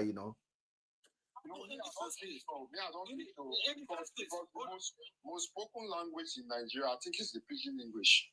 But we're not using because let me go somewhere. Because if you are an Igbo man and me, I'm a good man, and I don't understand your language, you don't understand my language.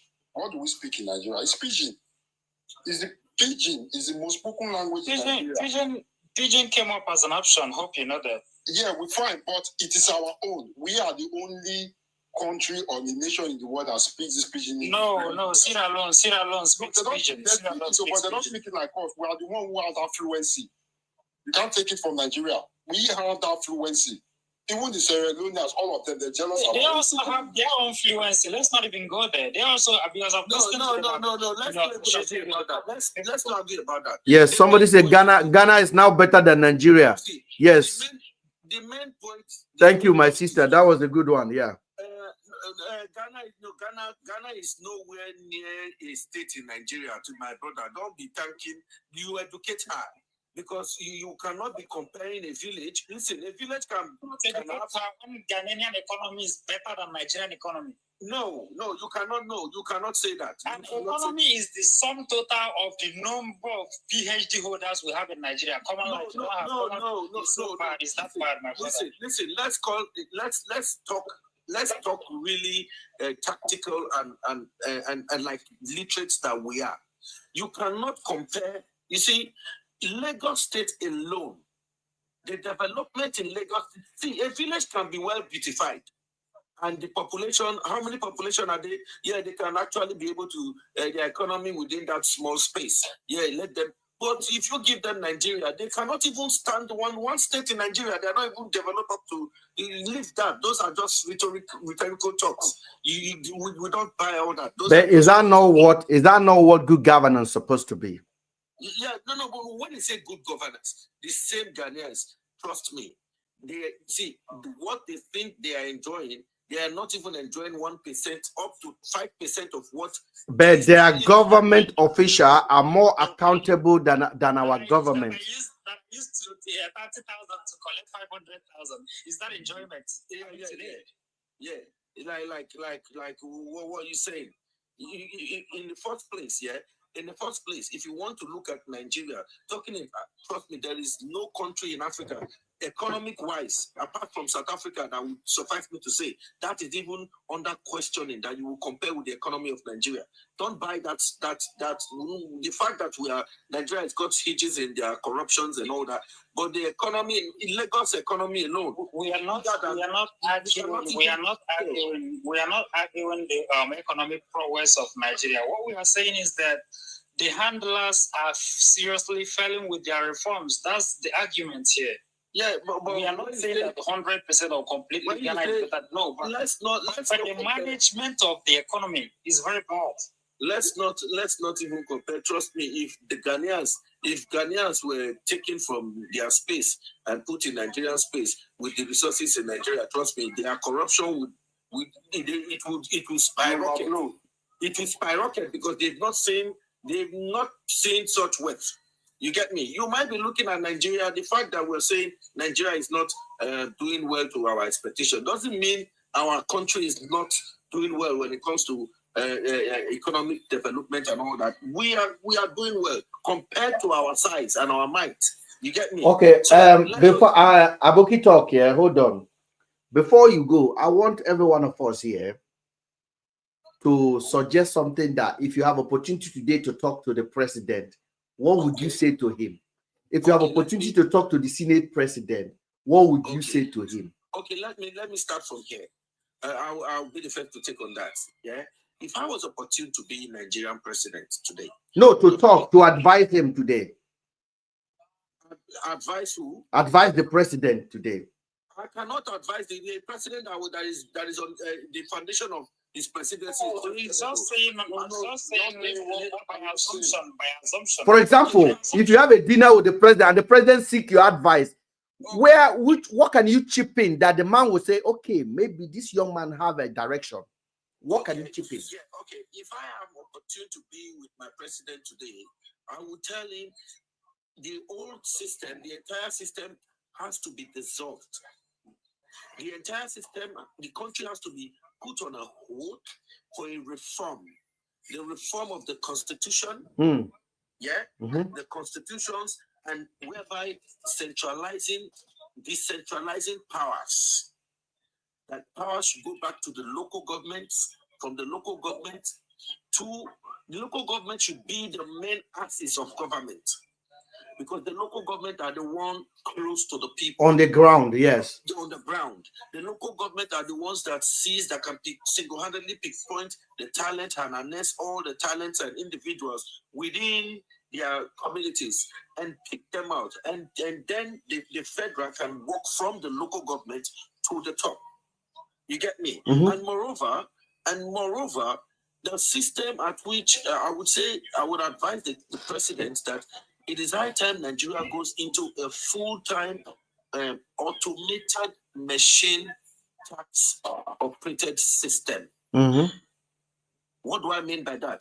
A system whereby there is no way or manner that the federal government hard currency will fall in your hands, raw cash, that you are like those market agberos going to the market and collecting tax. You see them hold federal government money in their hands like cash, and like you're going about as 2024. No, it should be a system, an automated, computerized system where everyone has their cards. You go to you take your card, your tax card or your gas card, you go there and top it up. So by so doing, the federal government finances would not fall into raw cash, would not fall into hands, because first and foremost, money is very, very powerful. Money can even make a pastor turn into a thief. It depends on how huge that money is or whatever is material. So by the point whereby the system, the federal system, the money is not being seen cash in hand. It is only, for instance, if I want to pay my tax, I go with my tax card, I pay my card, my tax. If I want to top up my electricity, I top up my card. If I don't top up my card, I will be in darkness. And there is no way you can maneuver. So in a non-share, what you would tell the federal government is they're not going to accept cash in most preference. So, no cash payment. No cash payment. But there might be designated government places where okay, maybe you don't have access to your card. You don't have access to your card. Maybe an alternative. It should be one occurrence or two occurrences. Once there must be a point, and at that point, they should be, as the money is getting into their hand, it is being put into the system, and every receipt is being scanned. Even if you are giving cash, there is a duplicate. A duplicate of evidence of that money being paid, which has to be read into the machine. So by so doing, every resources that comes into the country, is going into a central place where you cannot have access to it. You cannot deceive the machine. The machine will tell you what it has accumulated. It's on simple as just bringing blockchain. Blockchain will solve the whole problem. Yeah, blockchain. And everything is transparent. Yeah. So by so doing, there is no way. And even if the government contract that is being awarded to you, it is not awarded to you in person in cash. No, whatever. If there is a contract that is being make it shorter, please. Yeah, I want to make it short. If there is a contract that is going to be done, the people that are going to evaluate that contract should be an independent body. Thank you. The people that are coming to take up that contract should not be related in any way, in any form to the government. It should be people that are qualified for this contract. And when you are even purchasing during the course of this contract, it is not, you don't have a cash in your hand. You pay with the government that card that is given onto you, and everything you pay for. So what you are saying in essence is this: we should digitalize our method of payment, especially method of receiving government revenue, toll gate money, market women paying their daily taxes to enter the market, all those things that are supposed to go to the government. You applying for a driver license, there is no more need to pay cash. Everything has to go through digitalized system. Very good advice. Go ahead, Emmanuel. What would you tell the president? Yes, thank you. Let's another person deal with that, because you are going on two topics now. I want Emmanuel to give me an idea of what you will tell Mr. President if you have opportunity to give him a word of advice. What topic? All right. So if I have to say something here, two things, very short. Basically, we have to. He made mention of the Constitution. I think we have to actually practice, look into the separation of powers properly, so that there will be autonomy and independence to the three arms of government. And then INEC should be a completely independent body. with its own autonomy, as well as the CBN. That is number one. And then secondly, encourage domestic productivity. That's all. Thank you very much. I will go truthfully in the house. Good evening, sir. Good evening. Mr. Ben, how are you doing? Have you been watching us? We've been digging on Mr. Simon Ekpa being arrested in Finland. And I am of the opinion that Simon Ekpa will not be brought to Nigeria. That's what we've been dragging. Yes, I know. I know one thing. Simon Ekpa is, first of all, a citizen of Nigeria first, right? Yes. First, not second. Yes, but yes, origin, Nigeria. Okay, first citizen of Nigeria before citizen of Finland, right? Yes. You see, my brother, Mr. Ben, I will advise you something. I watch your video, Mr. If you, there are some criminal acts and there are some criminal activities you undergo, and your citizenship will be withdrawn. And not one thing, this guy's crime is being called what? Terrorist act. And if he's being found guilty, citizenship will be what? Withdrawn. He will be shipped back to Nigeria with handcuffed. I'm not a lawyer, but I live with a lawyer. His case has already been discussed with lawyers in my presence. And they themselves have even took their time to even study Finland laws. Finland don't joke with terrorist act at all. Okay. This lawyer said they disappoint me.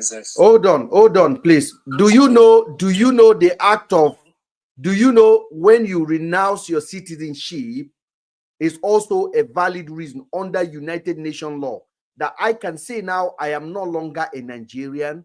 I will do the processing and I will return and renounce my citizenship. And once I do that, if I'm a British as a second citizen, I automatically turn that, graduate me into first citizen of Britain. It doesn't matter where I'm born. Prime citizen, yes. Yes, that make me a prime citizen of the country. Means I will be stateless if I happen to lose my British passport because I have denounced the other one. The litigation to go and get it back is quite a lengthy thing to do again. And I'm not willing to do it. You are not forced to do it. So you can willingly give up your citizenship. I don't know if Simon Ekpa have done that. And Mr. Brian, just to add to that, just to add to that, Hold on. It's about Truthfully, let me finish. You see, it's all about Finland and Nigeria. Listen to me, Mr. Ben, just a minute, please. Yes. Just give me a few minutes. Let me educate you about some stuff here. Listen, when it comes to terrorist acts, if Finland decide to withdraw his or her citizenship of someone today, and Nigeria and his crime in Nigeria can be proven. Substantiate, yeah. Crime in Nigeria, cyber crime through terrorist acts. If it can be circumstantial to them that he committed it, he will be shipped to Nigeria to face the law. You can commit crime in Nigeria today. You can be shipped to anywhere. In as far there's a treaty between Nigeria and Finland. There's something I want to educate my Igbo brothers. They don't know. They think that not one diplomatic protocols are breached. Okay, a quick one. Hush puppy, was he not don't compare American law with Finland law. Our problem is that you make reference with other countries. Don't compare American law with Finland law. Go and study Finland law. Don't compare. Don't We are comparable. Simon would have been extradited long before now. So there are diplomatic protocols that you need to understand. He's a prime citizen. Listen to me. Go and study Finland law. Mr. Ben is quiet now. Do you know why Mr. Ben is quiet? Mr. Ben knows that I'm telling the truth. No. I am not quiet. I'm giving you a chance to say what you want to say because I have something to counter it. I'm not quiet too. I am not agree with that too. Because I am telling you right now that as far as this case is concerned, I am telling you, if there's any offense, it will be dealt with in that country. Nigeria will never see Simon. Nigeria will never see Simon. There's no law that exists that Nigeria got into a treaty, fine. Now the person in question is no longer, by all ramification, a second offense. He's not a prime citizen.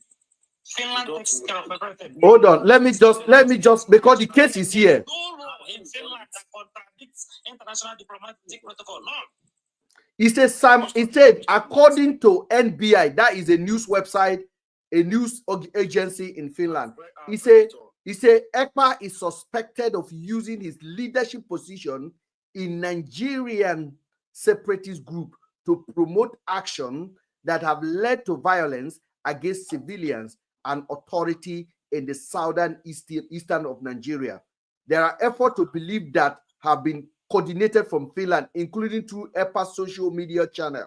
Okay, this is the case. The case against him is investigation. He said the Finnish National Bureau of Investigation, NBI, is seeking the detention of 4 additional men on terrorism charges. Literally, and this is a newspaper in Finland. Now, they are investigating. According to Simon is suspected of using his leadership. This guy is elected. He's been elected into a political party. He has served as the assistant deputy councillor in his community. So he knows exactly the law that covers him. Let me make it clear to you guys. We talk about extradition. Can anybody tell me which country have ever brought anybody to Nigeria? Any Western country that ever import anybody to Nigeria? Any precedent, any history of that? Hold on. When no one has committed an offense that warrants that. There has.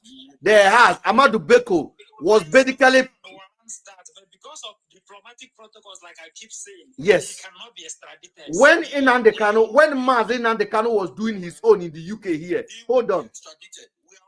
When Mazi Nnamdi Kanu was doing his own, if he will be extradited, Nigerian government wouldn't have fell for that cheap this thing from Kenya. Chicken. Now, what is holding Nnamdi Kanu's case in court is the fact that there was no formal extradition orders. That is why they cannot try him. No.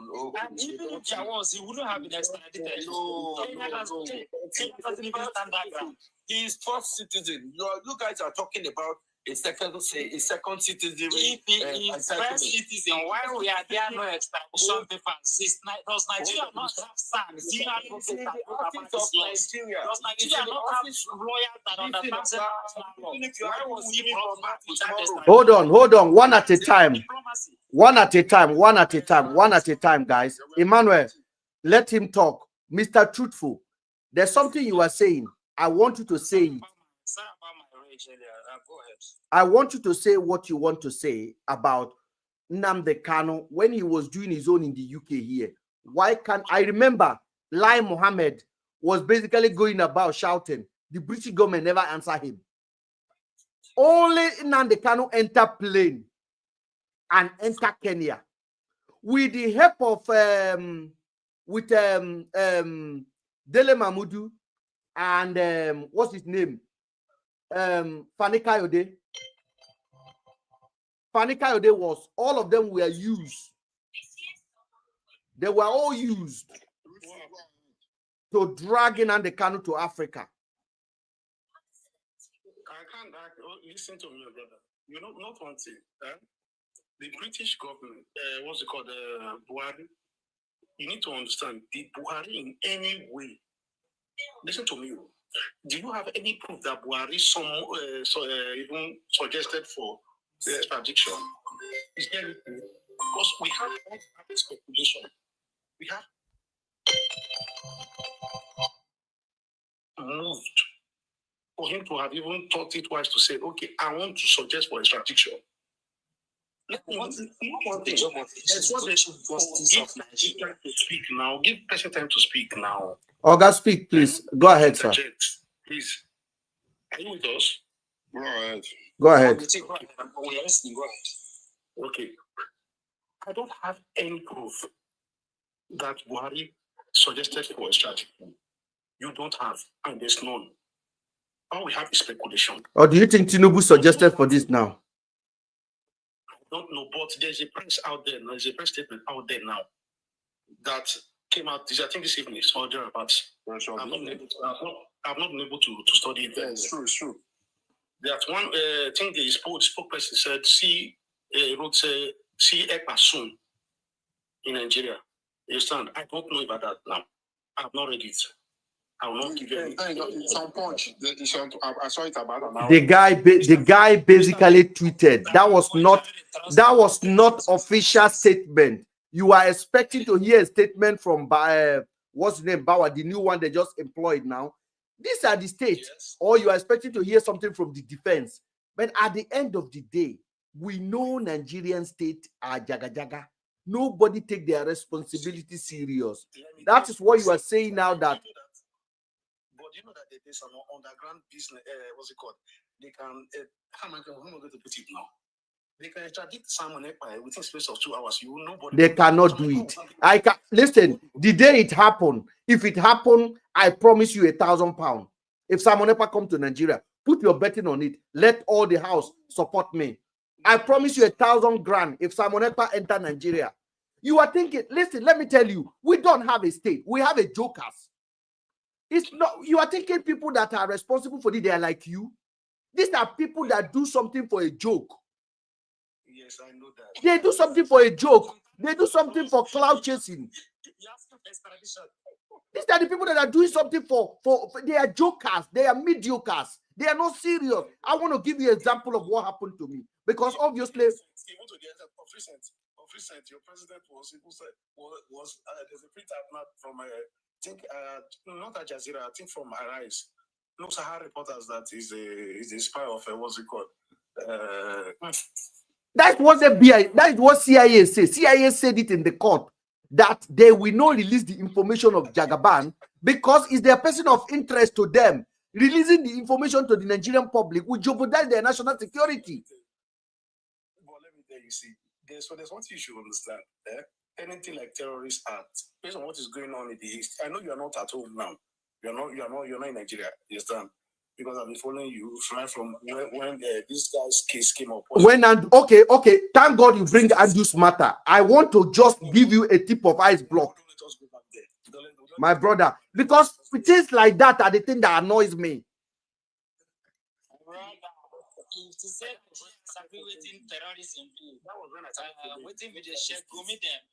Gumi them will be arrested. They are just cruising. Let me tell you something. The current minister of state, do you know his history? That former governor of Zamfara state. Do you know his history? The current governor of that state. Vice President himself. No, hold on. The governor, the current minister of defense for the state, okay, Bini, whatever they call him. That guy, the governor who took over from him, called him a terrorist. Recently, he said he's the one in charge of all the Boko Haram in his state. That is the governor that took over from him, and the man is the state defense minister, traveling with 100 soldiers and helicopters to follow him. My brother, Nigeria is for the taking. From which house where they want to make international law, they extradite? I wonder. They say I'll send this thing to your emails. Not the same house. I wonder. Listen. We are a bunch of jokers. I am telling my friend called me from Manchester. My friend told me, Ben, do you think any senator, as they sat down so they wake up in the morning, going to office, you think they are going there because of me and you? You think they are going in the office because they plan to go and make a change? A fellow citizen, and then break with a car. You're saying they will use the law. Where is law? Do you think Akpabio wake up in the morning and thinking, I want to make it? And they have already approved it. It's already approved. That money is already spent. It's already approved. The money have already gone. And now you are talking. Listen. Let me explain something to you. If Finland carry their citizen, even half citizen, even the asylum seeker in Finland will not be allowed to return back to Nigeria. Asylum seeker will not be allowed to come and face justice in Nigeria. These are the people that, when they are children, when they are citizens, carry a Ugo for Colombia, for America, they will be fighting to bring them back to come and serve their time here. as a British citizen, if I can go China now, you know, say China, they pay people for carrying a. If I if I enter China today, with my passport, not Nigerian passport, with the British passport, and they catch me, my embassy will be telling them to allow me to come and serve my time here. To pay me is non-negotiable. That one no they work because of the passport of a nation that I'm carrying. Let a Nigerian man carry enter China. Even your embassy, as soon as you call, say, they just catch you now. Your embassy will tell you good luck with that. Bye.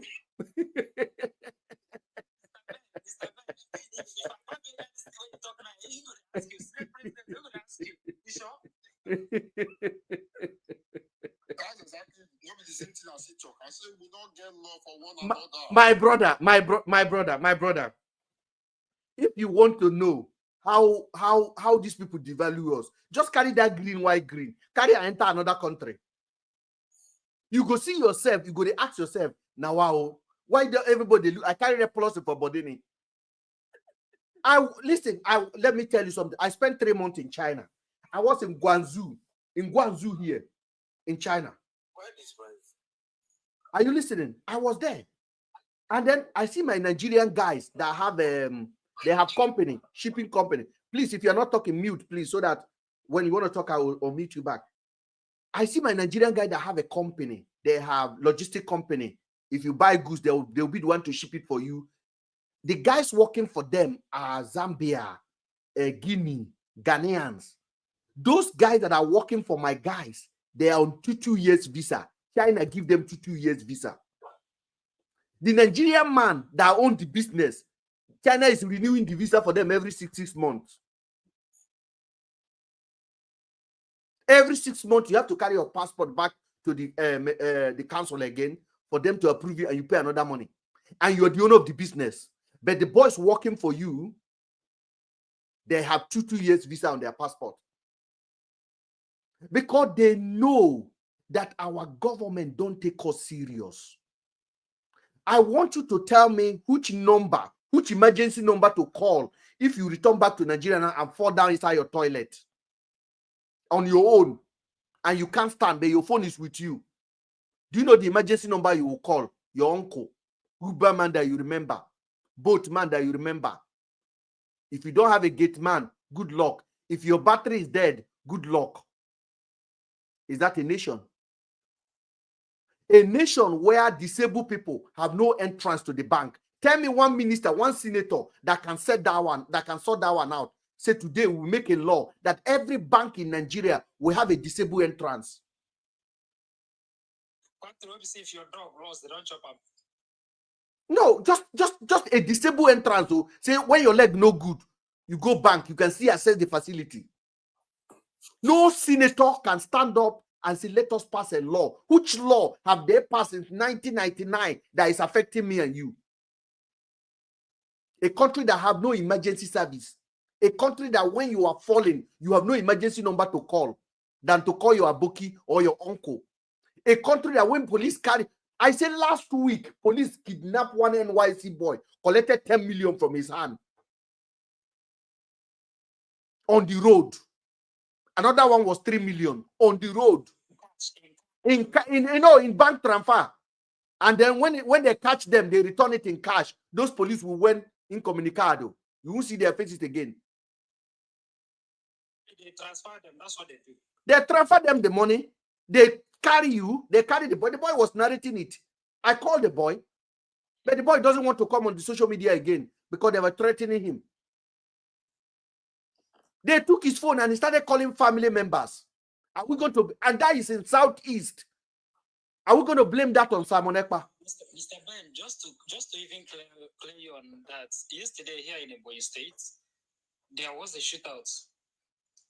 On the process of trying to shoot one guy that refused to give money, they shot 3 other persons and one died. Police here in Ebonyi State, though, not far from me. Somebody was asking, was PM Simon Ekpa arrested? Simon Ekpa is like a Bobrisky, in my own opinion.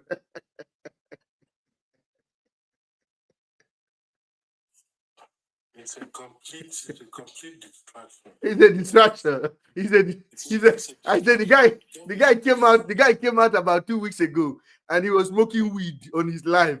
Then he said UN has given him $52 million. Thank you, Ngozi Nkoje-Iweala. He was just Yes, now. Until madam immediately. I don't know this guy. I've never met him. I've never spoken to him. You see that kind of thing. No. The other day, Simon Ekpa came out and said Biafra is playing football. No, Nigerian government is the joke Simon Ekpa is playing. Let us not start blaming all the problem of the Southeast on Simon Ekpa. There are governors, there are senators, there are House of Rep members, there are local government chairman, there are traditional rulers. Those are the responsibility. Those people have a lot of responsibility to secure their community. You cannot tell somebody on individual basis, we as well. Yes, every one of us have a responsibility. Somebody stand on Facebook and after you don't smoke, we go finish and come and start talking a complete boo and shit, and then you say there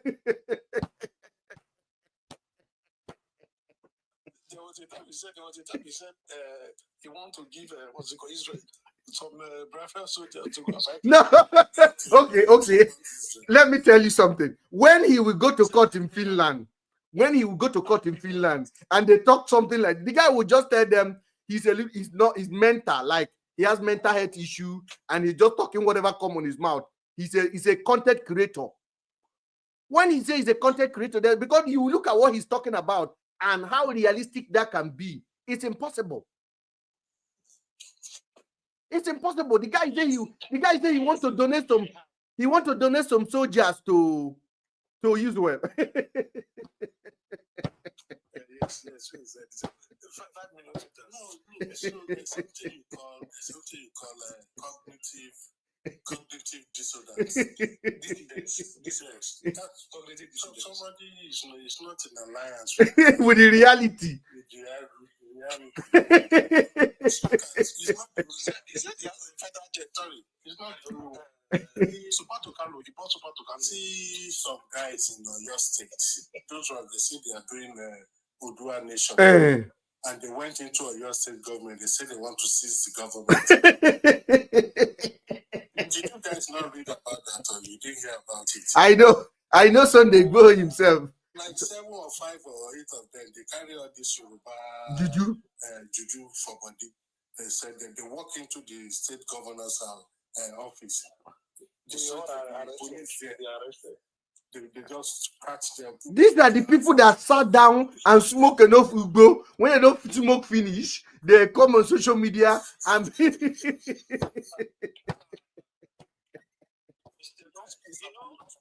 Sometimes you go say maybe somebody is working, but somebody is frustrated. He high party go bros. So somebody went frustrated. He high party. What need to find out here? It's something where people don't take notice. Nigeria now, like everybody say, oh, Nigeria, they do this. Any country we go, we carry first. Go and check Nigeria now. If there's anything where the foreign newspaper, American newspaper or British newspaper will carry, now when one small pikin don't go school, maybe young graduate, they say, it's the best student. It's the best student. Nigeria could just clap and all those kind of things. Inside Nigeria now, what kind of good things when you do for inside that Nigeria, no newspaper will carry up. No big newspaper, no foreign newspaper will carry up. This country, and it gets something where the citizen of Nigeria love Nigeria so much. So I'm coming, bros. So what are they trying to? Those one will love Nigeria so much. If something happen, you go see when something happen, because everybody go to post out. Any comment the way does happen, everybody go to post out. Very important thing they ground. This Samuel Ekpa now will come out now. How old Samuel Ekpa? When Sanwo-Oluwa take over these things, the main important thing when start this Sanwo-Oluwa thing, nobody they talk about. Now they don't say Sanwo-Oluwa. Take that man is in Africa now. He dey prison there. If they say Sanwo-Oluwa, somebody else is coming out. Is that how you want to control in Nigeria? They go, this one go happen, everybody go laugh. Now, everything where anybody they talk on social media, that's Sanwo-Oluwa. Yes. Even a whole governor of a state. Okay. Thank you. Now Simon Ekpa. I cannot travel. I cannot travel from Abuja to Kaduna. Na Simon Ekpa. Right now in Edo State, you cannot wear blue cloth. Nobody's talking about that one. That one, that's a way back to keep people for them. I'm from Edo State. That's Amalepa. Who said it from Edo State? I'm also from Edo State. Edo, well done. All the Edos. I agree to that. So we know everything will happen now. So we will not leave more things. Something will happen. This guy now, when they do this thing now, if you want to say, okay, we love Nigeria, let us face the reality. This guy, if you come out, we can start this thing now. Boy, I don't run, come on before this guy start the thing. What you pursue me? That's how we make it. When they pass CC and they pursue them. So no problem. Let me tell you. You cannot straight post to PD. You see yourself for forest. Hold on, guys. If you are on YouTube and you want to join, because I see a lot of comments on YouTube now, somebody is making a comment. So let me tell you something. If Nigerian government want to get Ekpa to Nigeria, it will. Is Kanu not cooling in his feet in Nigerian jail? Kanu was never extradited to Nigeria. He was taken. He was basically taken.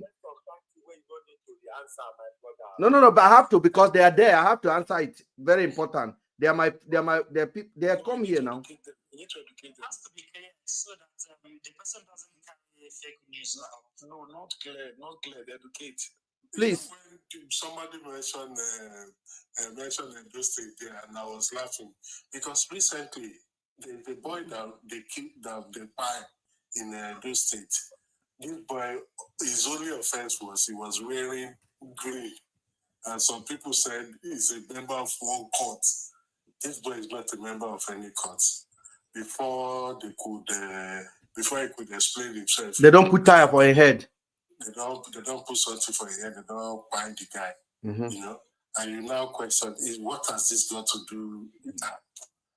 I try just to say. My brother, we live in a country. I have never in my life agreed with Nnamdi Kanu, but I do agree in some of the things he said. And I will say this: when he called Nigeria a zoo, I was very disappointed. How can you call Nigeria a zoo? I was vexed. I was angry. But when I look at the way our government officials are running that country, how many of you here can agree with me that the zoo management in a civilized country run their zoo better than the way the government is running Nigeria? I'm not being exaggerating. No, Mr. Nigeria, the president has the right to talk to him like that. Oh, the president has what? He just got the reaction. Is that not development? This guy, you are sarcastic. No, what I'm saying is this: in a zoo, you know the number of animals you have inside the camp. There are a budget for the animals. There are vets for each animal, and they will treat them. Once you resume work in the morning, you don't carry the food that is meant for the animal. You don't see them taking it home. Like all the meat made for the lion, you don't see the zoo worker taking it home to their family member and chop alone. You don't see the granite they use to design the road that lead to the zoo. You don't see one person carrying it into his garden to go and do his own driveway. In Nigeria that I'm talking to you today, it's exactly what I just described now that is taking place. And we have to be honest with ourselves, because if we live abroad though and enjoy benefit in this country and security in this country, and we are dreaming of a country that have no dignity for our people, then we are lost it all. How many of you can take your bag now and say you are moving to Nigeria for real? Do you know what you have to consider? Me say, if you move to Lagos, that is a concentration camp. You're going to be in Lagos. You cannot carry your children to travel to Benin anytime you want. You cannot drive from Lagos to Ogun State anytime you want. You have to be calculating your hours. Am I going to be taking along the road? Am I going to be, what time can I travel? What time can I not travel? My brothers, I'm sitting down here now. I can jump into my car now. Berlin, here I come. 16 hours, I'll be driving. When I'm tired, I will sleep along the road. So let us be honest with ourselves. When we are patriotism, this patriotism, sometimes it looks to me like mental health. Because you cannot be patriotic to who not care about you. Nigeria does not care about his citizens. They don't know the number. Accountability is zero. The president do what he want. The Senate president does what he want. Wike go the other day to a camp and told them, how dare you talk to me, a minister, looking at people. He said, how dare you talk to me back? Are you stupid or not? Which minister can say that in the UK? Which minister can say that in Finland? Are you even talking about the prison boss that was summoned by Oshomele sometime earlier this year, where they were called to come and account for the food given to prisoners? They said they feed the dogs, I think 900 naira per meal, and then human beings 210 naira in this economy. Then that they have only 5 doctors for the whole prisons and the entire federation. And he said it with his own mouth. And go and check the budget of prison service. Go and check the budget. In the same Nigeria we are talking about, the same prison that Bobrisky, a prison in Abuja, some gang of group came to the prison and released everyone. And released all their camp, all their boys. And released them. They went. Up to today, nobody's held accountable. No CCTV. You are talking about CCTV earlier. Somebody was here talking about CCTV. A prison has no CCTV. We have to know the address where DSS are prison they drag the Mefele. DSS are prison they drag prison because of say he gave money. MFL go pay them when they reach. This is a failed state. Let us be honest. There's no need of actually listening. There's no need of actually trying to. Okay. I want to tell you something. I do business. People pay me to pay their children's school fees in this country for them. They pay naira into my account, and I'll pay pounds into their school, their children's schools. And I have clients more than 5 or 6. From last year to this year, 2 have dropped out. One of them looked at me and told me my mother wants me to get married any means necessary. I'm not coming back to Nigeria. Because as of last year, it cost 9 million to get 15,000 to 14,500 pounds. Do you know how much it costs today? 32 million. Under 1 year. So that man that still kept his children here have to steal more. They have to steal more from the poor. No accountability. Nobody dress up in the morning and be going to work and say, I'm going to make a change. In my community here, a woman recently approached me and told me that she's sick, and the government gave them accommodation in an area where she did not like. I'm a community leader in my own little way. That if they go to that area, her daughter is already vulnerable, there will be a problem. I used my own hand to write my MP. At that time, my MP, they've just won election. I wrote the letter. I can publish the letter. I wrote the letter to my MP. I explained about the lady's situation. Because this woman, feel right. I send an email to my MP. I copy it to my council. It takes me maybe 1 hour, 20 minutes. I got a reply from the MP, like a senator. MP is like a puppy now. Yes, the MP wrote back to me that she has contacted the council about it. That she's sorry to hear that. In 1 hour later, council called the woman. Council called the woman and offered her a new accommodation.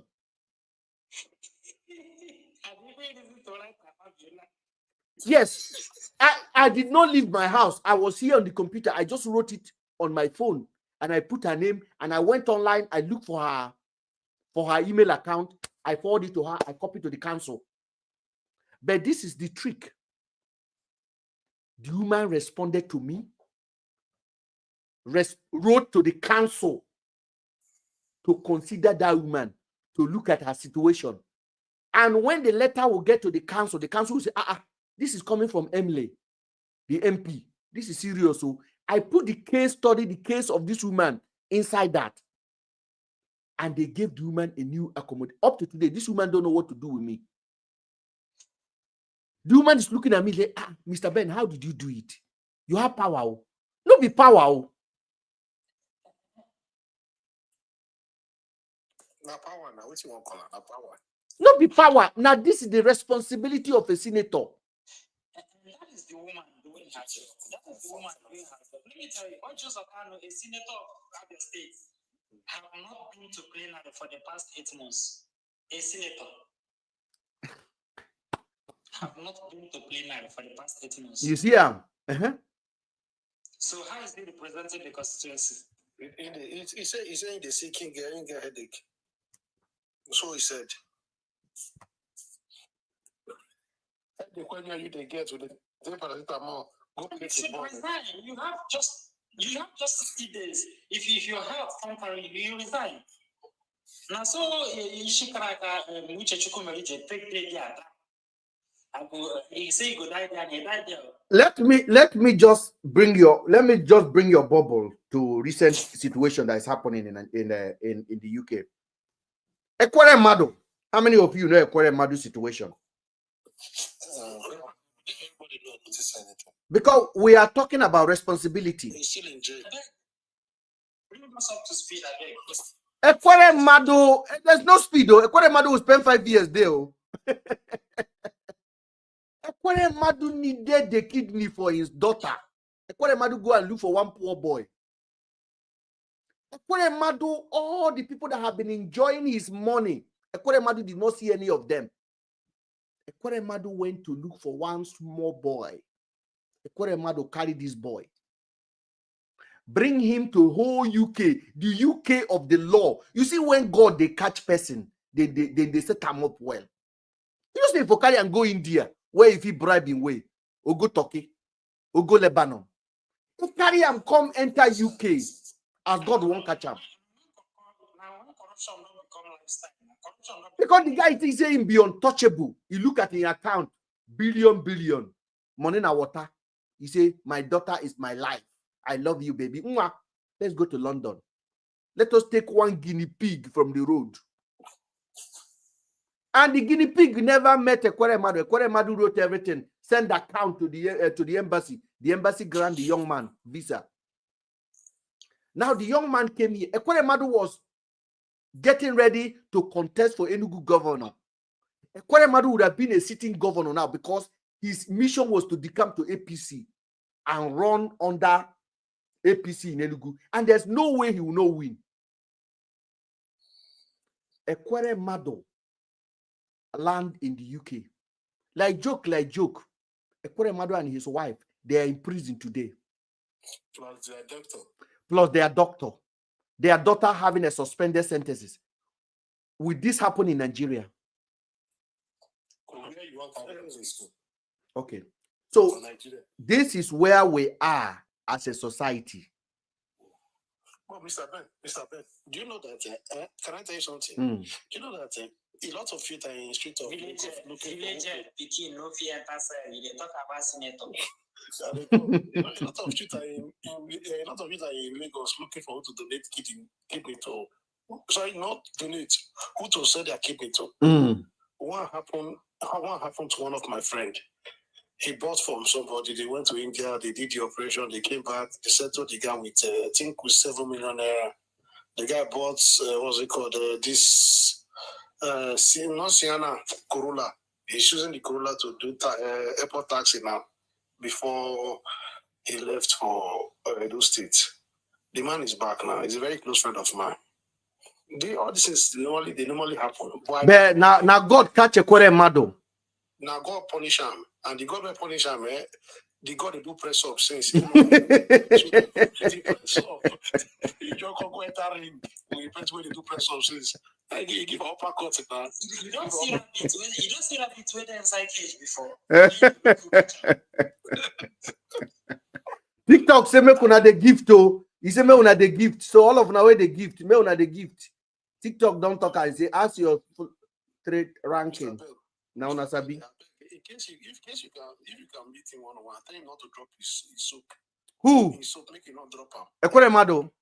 And make him not drop his soap for inside here. Ekwere Mado cannot drop so. You know say all the jail people, they na bad boy they inside jail. Ekwere Mado go they buy them now.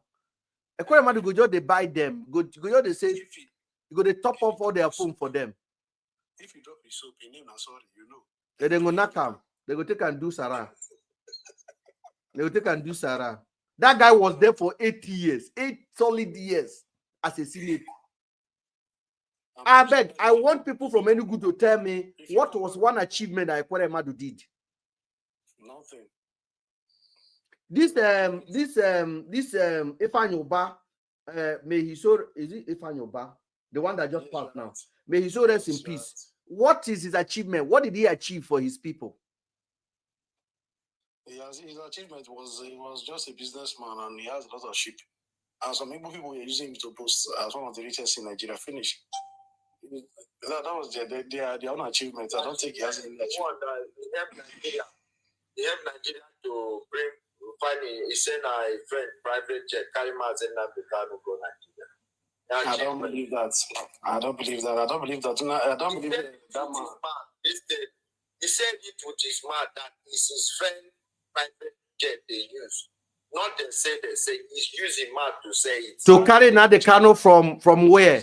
From the only good achievement of Ifeanyi Uba is that his name went viral. That's all I know.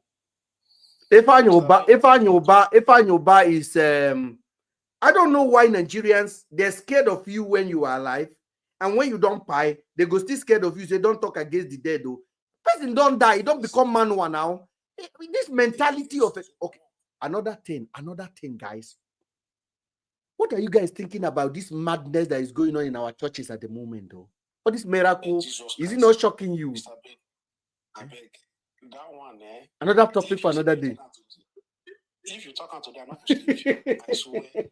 Jesus. Mr. Ben, are you talking about the miracles? The miracles. No, I'm not blaming the pastors. I'm blaming the individuals because human beings these days in Nigeria don't want to achieve results without effort. So, because miracles that want to evade effort. Frustration. No matter how frustrated you are, you must put effort. People just want to get results without effort. Now, until they come here, and my brother, you are educated, and you are wise. Some people are not educated. Our mothers are not educated. Not be your pastor, not be one pastor, one renal pastor for Nigeria. Don't say, "In pray, make Naira go there, go up." Now make it, or else when they change you. Me, I make sure you not the share. Wait, you supposed to if you business mind, they don't update no updates now. Adebo, you not talking. I say, now pray. In test of your men, when they pray with them. Make not killing them. My first talk and updates. Now, miracle with that. My brother, See, you see Adeboye, Oyedipo, to the man. This worry man. No, they're supposed to retire that guy. They're supposed to retire that guy. They're supposed to retire the guy. It is time they retire him. When they apologize to the members, say many things when you finish for them, say that like say I mean you go try change that before you go. But I didn't talk. I don't even talk the other guy with the secondary school. You know, say I have made it my mission here that anytime we have such a fantastic conversation like this, and because to be honest, what the conversation we have today is very productive and it's very hot. We need to laugh before we go. I have one laugh for you guys. Don't laugh too much. Oh. It's going to happen now. I've already told you guys, just listen.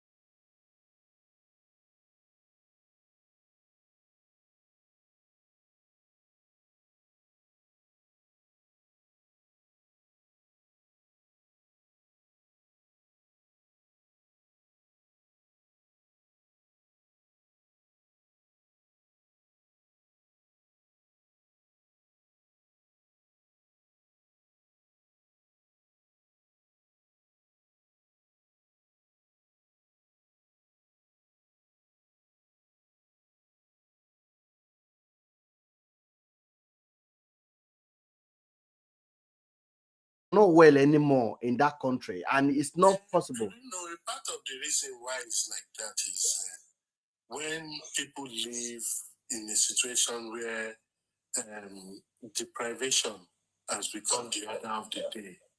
Ordinary things that government would provide becomes a point of prayer. It's not long before. I think that's why I say that government and the pastors, they are working hand in hand, because it is literally impossible to divide these two components of people, because the responsibility of government has been that the people now believe that their pastor have the solution for their problem. That is why you can see them selling out stadiums, prayer, morning, night. Yeah, that reminds me, Mr. Ben. Does any church in the UK or any religion in the UK, let me not use any denomination in the UK has an airstrip? As what? Has an airstrip. What did you just say? They didn't even have a limousine.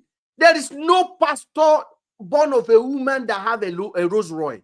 Like the Archbishop of Canterbury. Yeah. He can't have a Rolls Royce. Any pastor with a Rolls Royce here is a black pastor that is a fraudster. Pastor Toby Boyanga.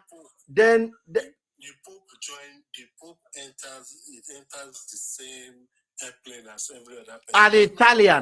Al-Italian. Why grants airstrip to winners?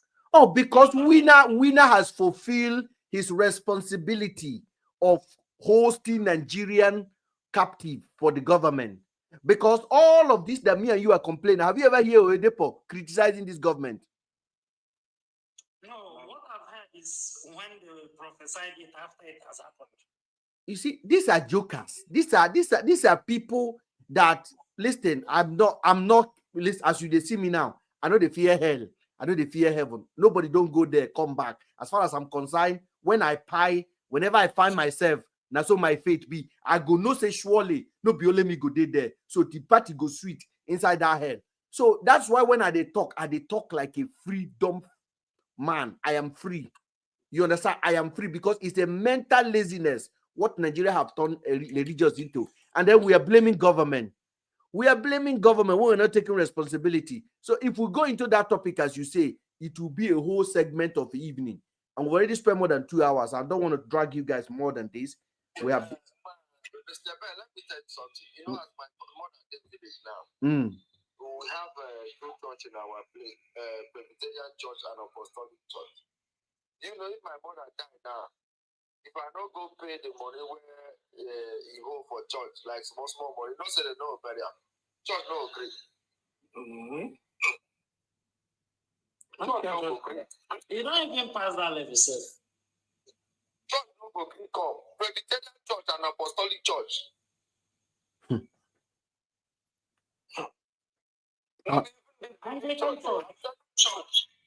Anglican Church within my village now, they do their own say, if you want very person, you will first give 50,000. If they come no reach church by 9 o'clock, the 50,000 don't go. Oh boy, you don't have business center. Brother, things is going on that way. I said, you know, this money they go keep one night before they go pay. If you don't pay, church not the answer. They go say you must pay. So that woman, I when no pay village, that one village go to tell the talk. That one when no feel home to pay church money, they bury her like that. That one when God, you know they go all those kind of thoughts, bros. That's for them. They get more for heaven. I get more the bill now. And I then they run them.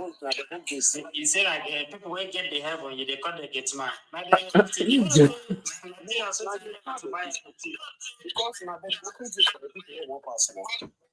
It's as good as that because I have no other work to do you know, they are good men. Just as when Adebo is saying to don't be I'm not going to heaven. He said it. No, that man has come out. You don't say, Mr. Ben, you know what happened? You know what happened to that man? No, I think they don't go by take over for them. No, some of them don't buy. All the children when project me take over from her. Now that mumu one, now that lake, that mumu one, wait, may bring first gift for him. That one we bless say get pregnant for Nyash. You know they see that guy where they waka, all of him waste. See now small boy, oh, now so he like big. They chop all the food. Eh? He's still a kid. He remain a kid. Now small boy he be. See as he the guy big like like all the food, all the pop way they house. Now only and they chop him. You know, okay, the other of his son, no matter two boys he can't get, and the other of his son a politician. The one where go collect money for Kano. For Kano, no Kaduna. Kaduna. We can go block. Oh God, Nigeria, this country is dead. Snake even they swallow money for Nigeria, man. Snake swallow money. We don't see again. For carry money go this South Africa. And South Africa coffee will look for Jaffa with the private jets. You remember? Yes, the South Africa carry him. God. And the federal government call and the case spy. He said, at that time, he said, in the leasing jets. He said, Lisa, Ekpa, you lease your jet. Since when? Since when? Mr. Ben, can I tell you the reason why, what's it called? Ekpa was having issue with Buhari. Can I tell you? Okay.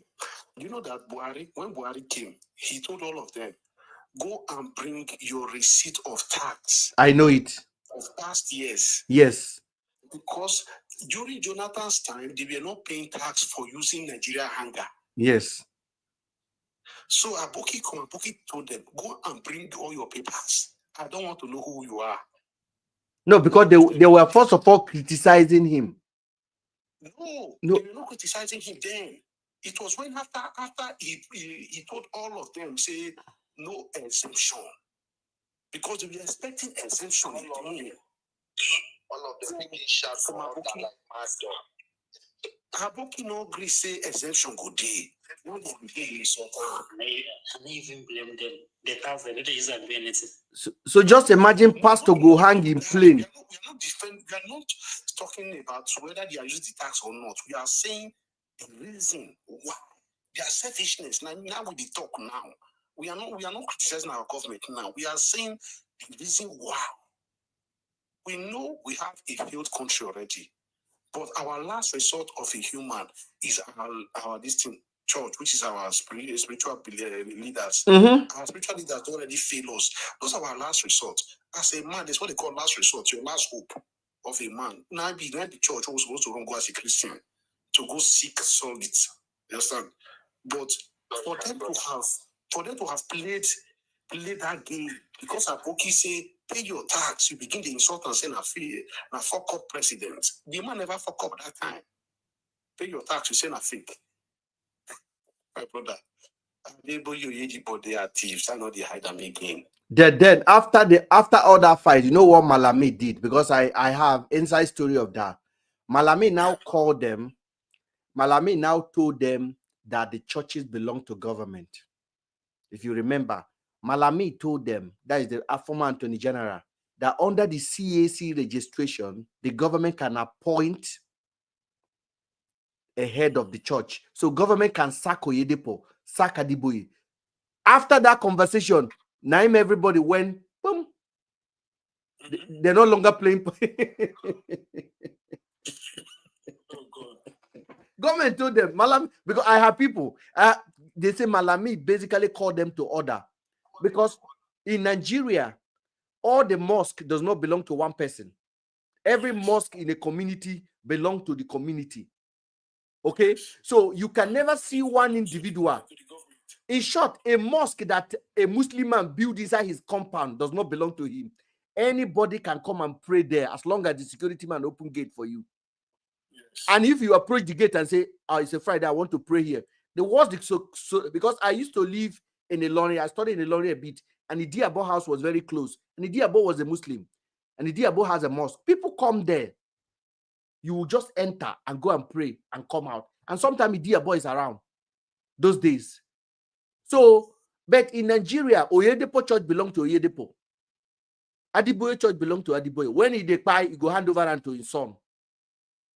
And that was why when Oyedepo fell sick, David, his son, what's his name again, was called to come and take over, and it made so many of the pastors to leave the church. It caused problem. Even Adiboye don't remove all of them. Now you don't remove Abioye, you don't remove Aremu, you don't remove everybody, so that no fight. Now in son they inherit the church. Thought that fire the other people who won't inherit. Now next of king now. All of them don't start crusade now. All of them don't start crusade everywhere. You can't go open your own church. Yeah, because no be that one no be, they don't tell that one say no be that one go take the church. The one where they take the church, they with them now. That's small boy. Now that one go inherit the church. But the problem when I get now, but who Adiboye redeem church? Who in go give in church? You go give unto that Okpele. That is You say not be Adiboye get redeem. they say na Adiboye no be get am. Yes, not be get out. Now Babalola was the founder. Do you know that even Babalola children sued Adiboye of recent?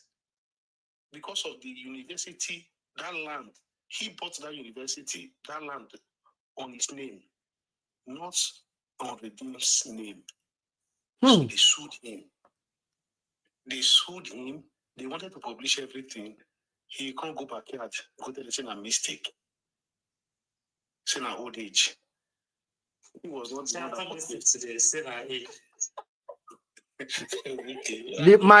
my best pastor in Nigeria, whether I like it or not, Odumeje. At least Odumeje. I think Odumeje is my guy. Eh?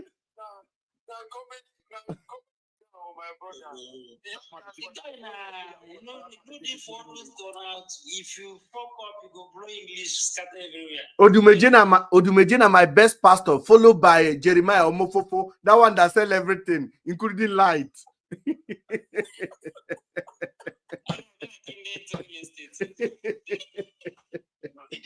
a piece of land for everyone already. No, he don't sell all the stone. That one no send you. That one just come for your own business. They do your own business cash for my brother. You know that. You know that. I got to set water for Johnson. Since that same blood. That guy don't hustle. That guy is saying like he can't stop. He can't stop. He can't stop. I'm waiting very dark man to happen. And the reason why the church will end, they will come start to sell the seats. Very dark man. But the church is big. Oh. Have you seen the crowd this guy commands? Not the small land he get to bronze. You see that land, so don't know where you can see that money. No, see, Mr. Ben, you know what happened to that land? Let me give you one gist. You see, this guy, all those, you know this, what they call this man where he and Sadia Dokuba, Tompolo. Yeah, Tompolo, they do that business. So, they're not being get that land. Tompolo get that land. My brother. Somebody told me something. Somebody told me something, and I don't think I should say it online here because it's quite controversial. You know, say Mercy Land have a big land of water where they raise fish. Big, massive. Eh? I challenge federal government. If they want to fight corruption, they should check what is going under that land, under the water. That water na surface. People are saying that open day bunker, and they go on there. Nobody know. So me, I just talk that one randomly now on a TikTok today. Maybe nobody record them, but me, I don't hear them. They say that land where you see, so that fish where you see na camouflage. Jesus Christ. If you go into that Canaan land, go and watch his video. You will see tractors, top brown new tractors. You know the tractors that the white people are using for farming here. Yes. And crane. What are they doing there? You never ask yourself this question. Then at the end of this, construct miracles now.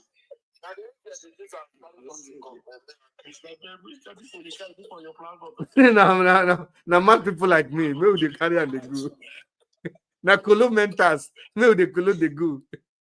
I tell you now, even because that money, the guy get private jet, he get this. Where you go get the money from? See, because the way the man is paying money. You think that those poor people where he pack there and them they pay tight? No, be tight too. He gets up because they hide them anymore. The guy was so bored. He's selling light. He's selling. Declare set for this country. It is now in church.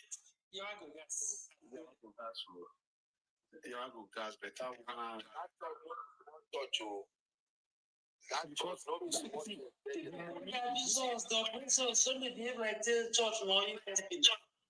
Normal people are supposed to go pray come out to if I choose.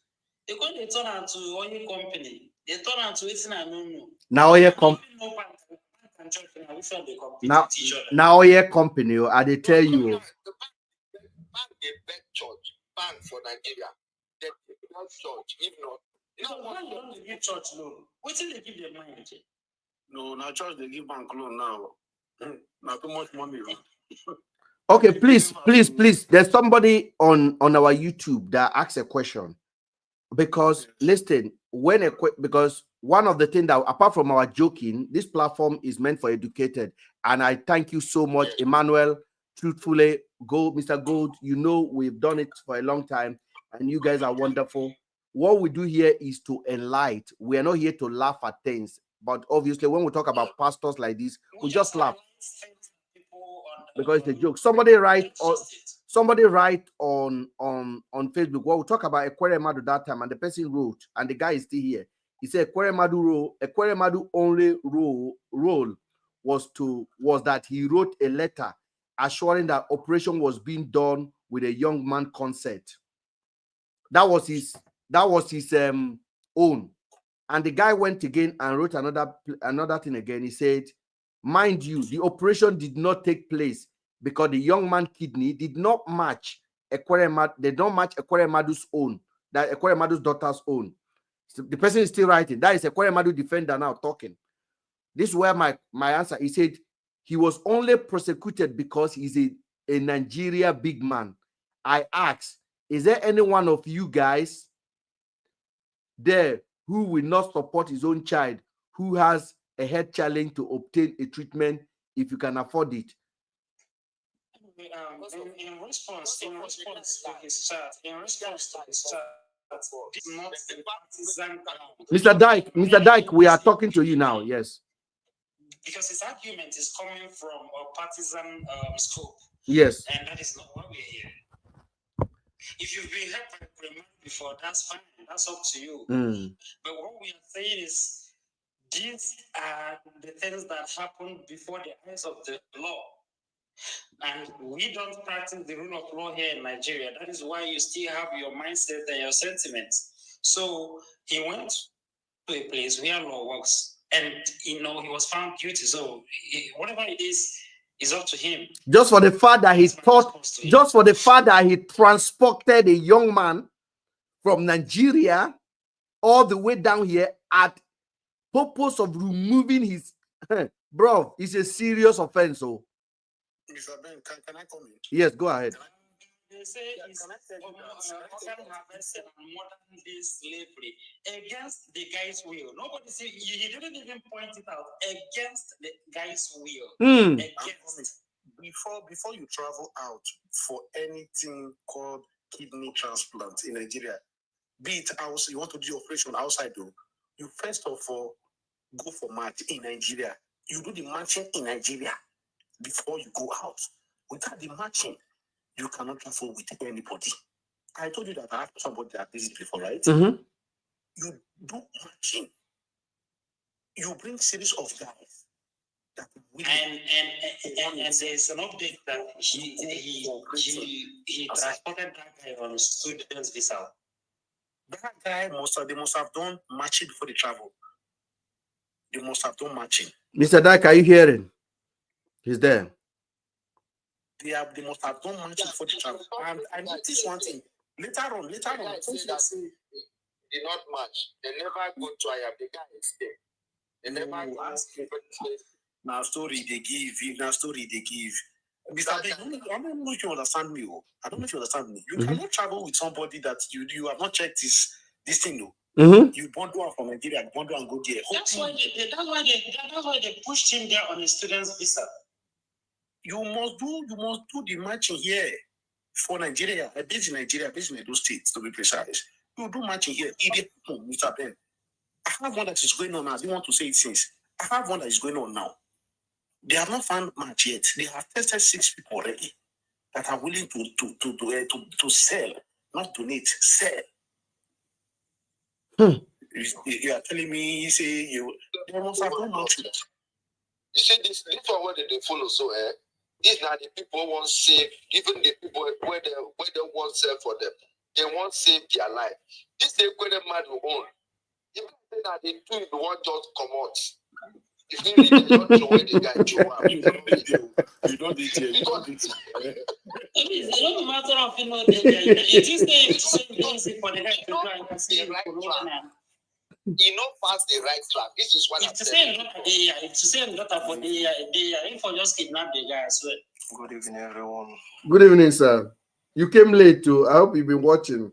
Go, we can't recap everything again. No, because it's very bad. If you've not been watching, we miss a lot of laugh. Go ahead. So what I'm saying in essence is, if Ekpamado's daughter were to be in a Nigerian hospital, don't you think the whole thing would have worked out smoothly? Yes. It's so unfortunate they are doing it now in Nigeria. They did one for Nigeria now. They do it well now. If the daughter were to be in Nigeria, they would have gone for India now, right? So they disguised on a student's visa. That's where they got caught. No, say listen, money the blind person, and the main person not think well. Too much money na water. Yes, ordinarily. He was stupid enough to have thought that his level, you understand, and his money, nobody will question him. Money na water. And he forgets say he no travel on diplomatic.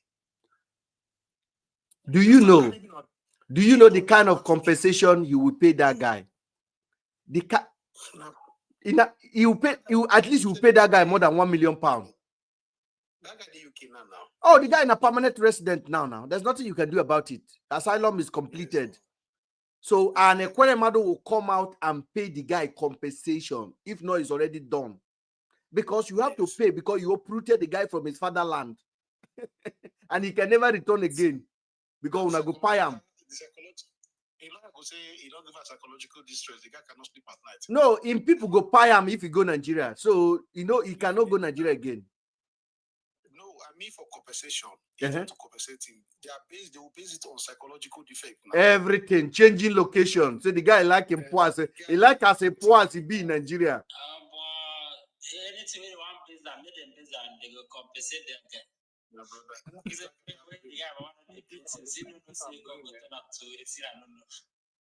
They say now one woman give him brain for lift too. They say now person just tell and say, do you know why you are here? They say now person tell him, no be say the guy.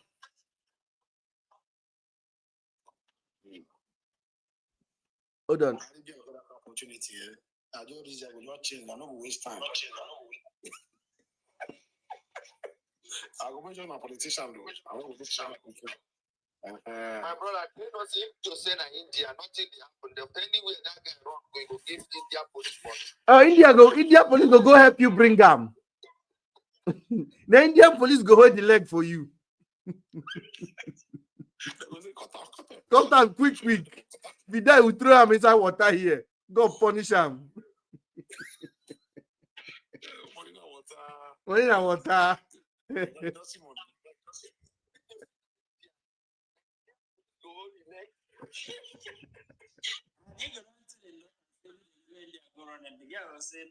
No, the girl na proper British girl now. Now British girl now. Innocent. They get big house. They get big life. But Mr. Ben, you know, say if na India, but hold on, no. Hold on. Among all Ekweremadu village people, all of the people who don't benefit from them, nobody they see. We go give them now one boy where they carry block for Lagos. Then they see. You see, say they no value poor people for this loud, for this life. And you can't tell me that there's no match in his family. In his family, in his white family, in his brethren. Yes, distance relatives. Bro, sir, do you know all these people, all these things when they run for Nigeria say that they do blood money? Then they do blood money. You don't know all those things. Now people when they catch go.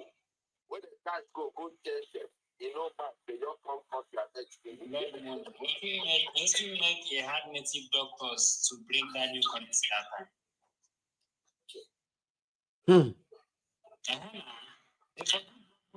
They didn't know currency that time. Yeah. All those things now during that cashless policy.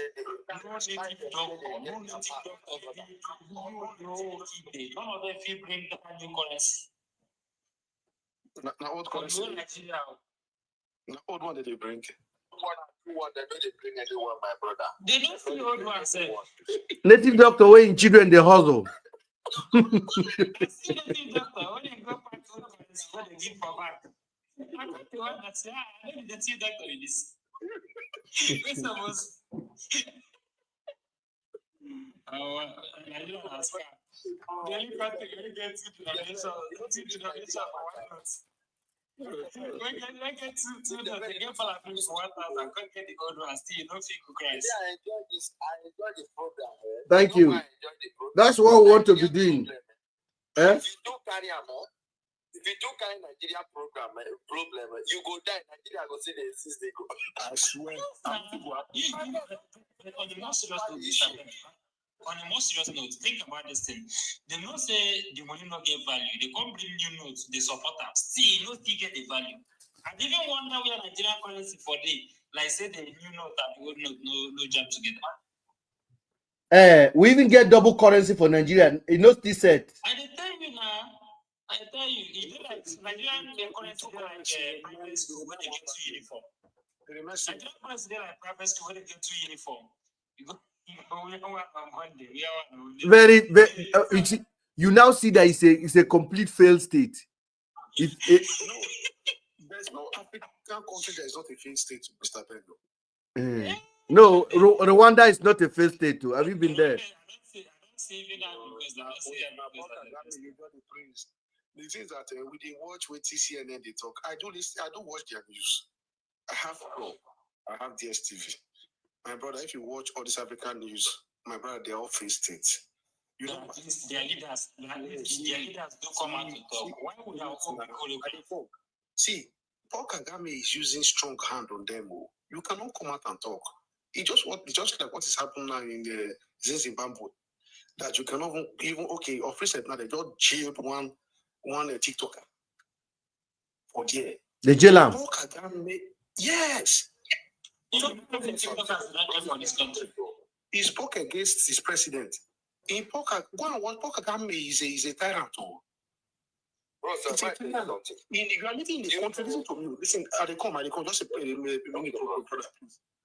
in a country, Mr. Ben, imagine in a country that nobody just speaks out against the leader. Even in UK, people they speak against. Paul Kagame is using strong hand. And when people are turning blind eye to it is because of one thing. Because of the war that happened in Rwanda. The genocide. Everybody want to suppress anything negative there. Anything negative is being suppressed. They don't want to know the tribe you are coming from. Paul Kagame is not a saint. Go and watch. The things that before not talking about any country, sometimes sit down and watch their news, their local news. Then you go know what is happening. Not waiting CNN they talk, waiting Al Jazeera they talk. We're not talking about Ghana just now. Ghana is this, Ghana is that. Ghana, they are suffering. I'm telling you to they take it anywhere. Ghana, they are suffering. You know their currency, where they say their currency high. But Mr. Ben, I believe you know this. The value of currency sometimes, it might be high. But the people that are living in the country, the value goes down. In Ghana now, let me tell you, okay, they are, for Nigeria now, our 100 Naira recharge card for Ghana is like 400. And now the same data. Understand? So most of all these African countries, there's no country that's not a failed state in Africa. Is it South Africa that white are killing blacks? Sorry, they are carrying blacks in their farms. Or they what? When they carry blacks, they give pigs. Or is it what's it called? Egypt. Africa is a failed state. Africa is a failed continent. Failed. Bro, do you know in Akwa State, I joined one program. So we got the talk. When they want to talk about government, they say this one say no, I don't talk. This one say I don't talk. In Akwa State in Nigeria. At least I've seen no talking, listen. Do you know that everybody's afraid to talk? Yes. Everybody, because they don't let me know. I got asked. They said during the time of Akpabio, he used one family show example. Pack all of them put for jail. Okay. So everybody, nobody they talk for that state too. Okay. So this is going on. Mr. Ben, do you know that now one person they power now for Cameroon for how many years? Oh, that one now you get them now. Then you talk about Guinea. Yeah. Mr. Balasa. Guinea Bissau as well. They own it. Oh boy, that Guinea own and Ajuju use for them. I don't even know. He doesn't even live in Guinea. He doesn't base in Guinea. It's in France. Even the Cameroon not based in Cameroon now. The Cameroon No, you know, use Ojuju. Now France, they control the country now. Now France, they control. Now France, they control the country. If that man come out for the visit. And that's why I tell you, Nigeria, what good is Nigeria to Africa if you cannot help all this African country to have a true independence? We don't help ourselves. Mr. Truth, good night. I say to God.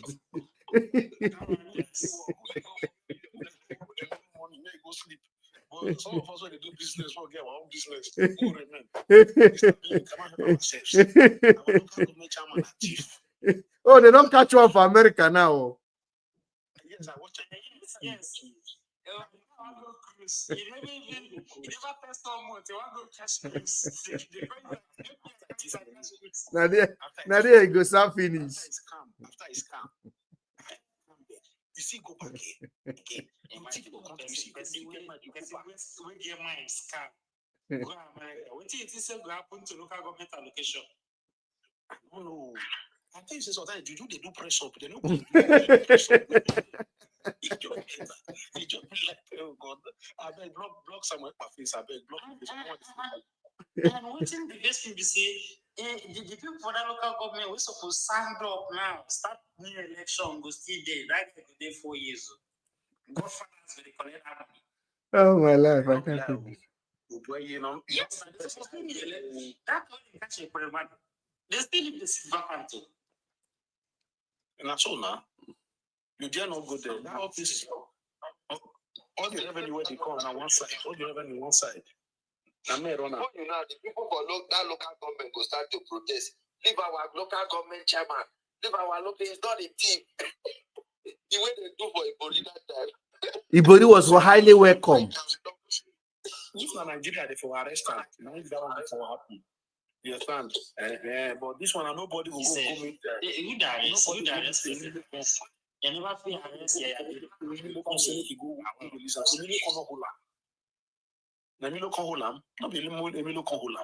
Emilio can hold Nana go protest. So Nana wanna go beg, help us talk to Donald Trump because Donald Trump won't come in now. Make Donald Trump help us release them. Anyhow it could be. And Trump another although Trump na businessman. If we tell the judge say give me 5 kilo of give me 5 what's it called? Ship of oil.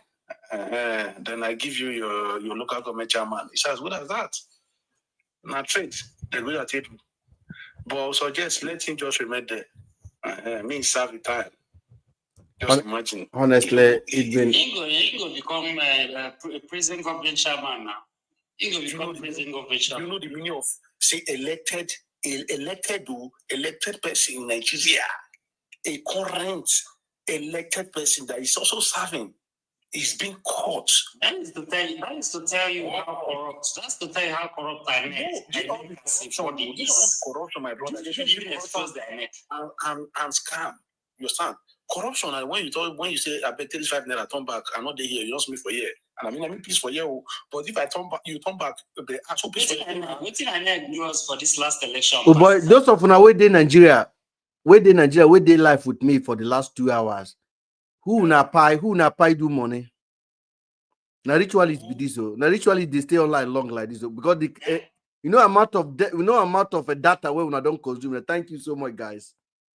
No, I'm a businessman. Thank you, brother. Thank you. I really appreciate you, man. I'm a business. No, Mr. Ben, I've been following you for long. I really appreciate you. Thank you. Thank you. Mr. Ben, I said the answers question 6 years ago. And you for no worry because that time you get us to the text said the thing for 1 year you don't go to church. Oh, you get system where they use that time. But that time is cheap. That time is cheap in Nigeria. You don't mean it. Yeah. That's not cheap now. That's not cheap now. 6 years ago, I need to recharge my account.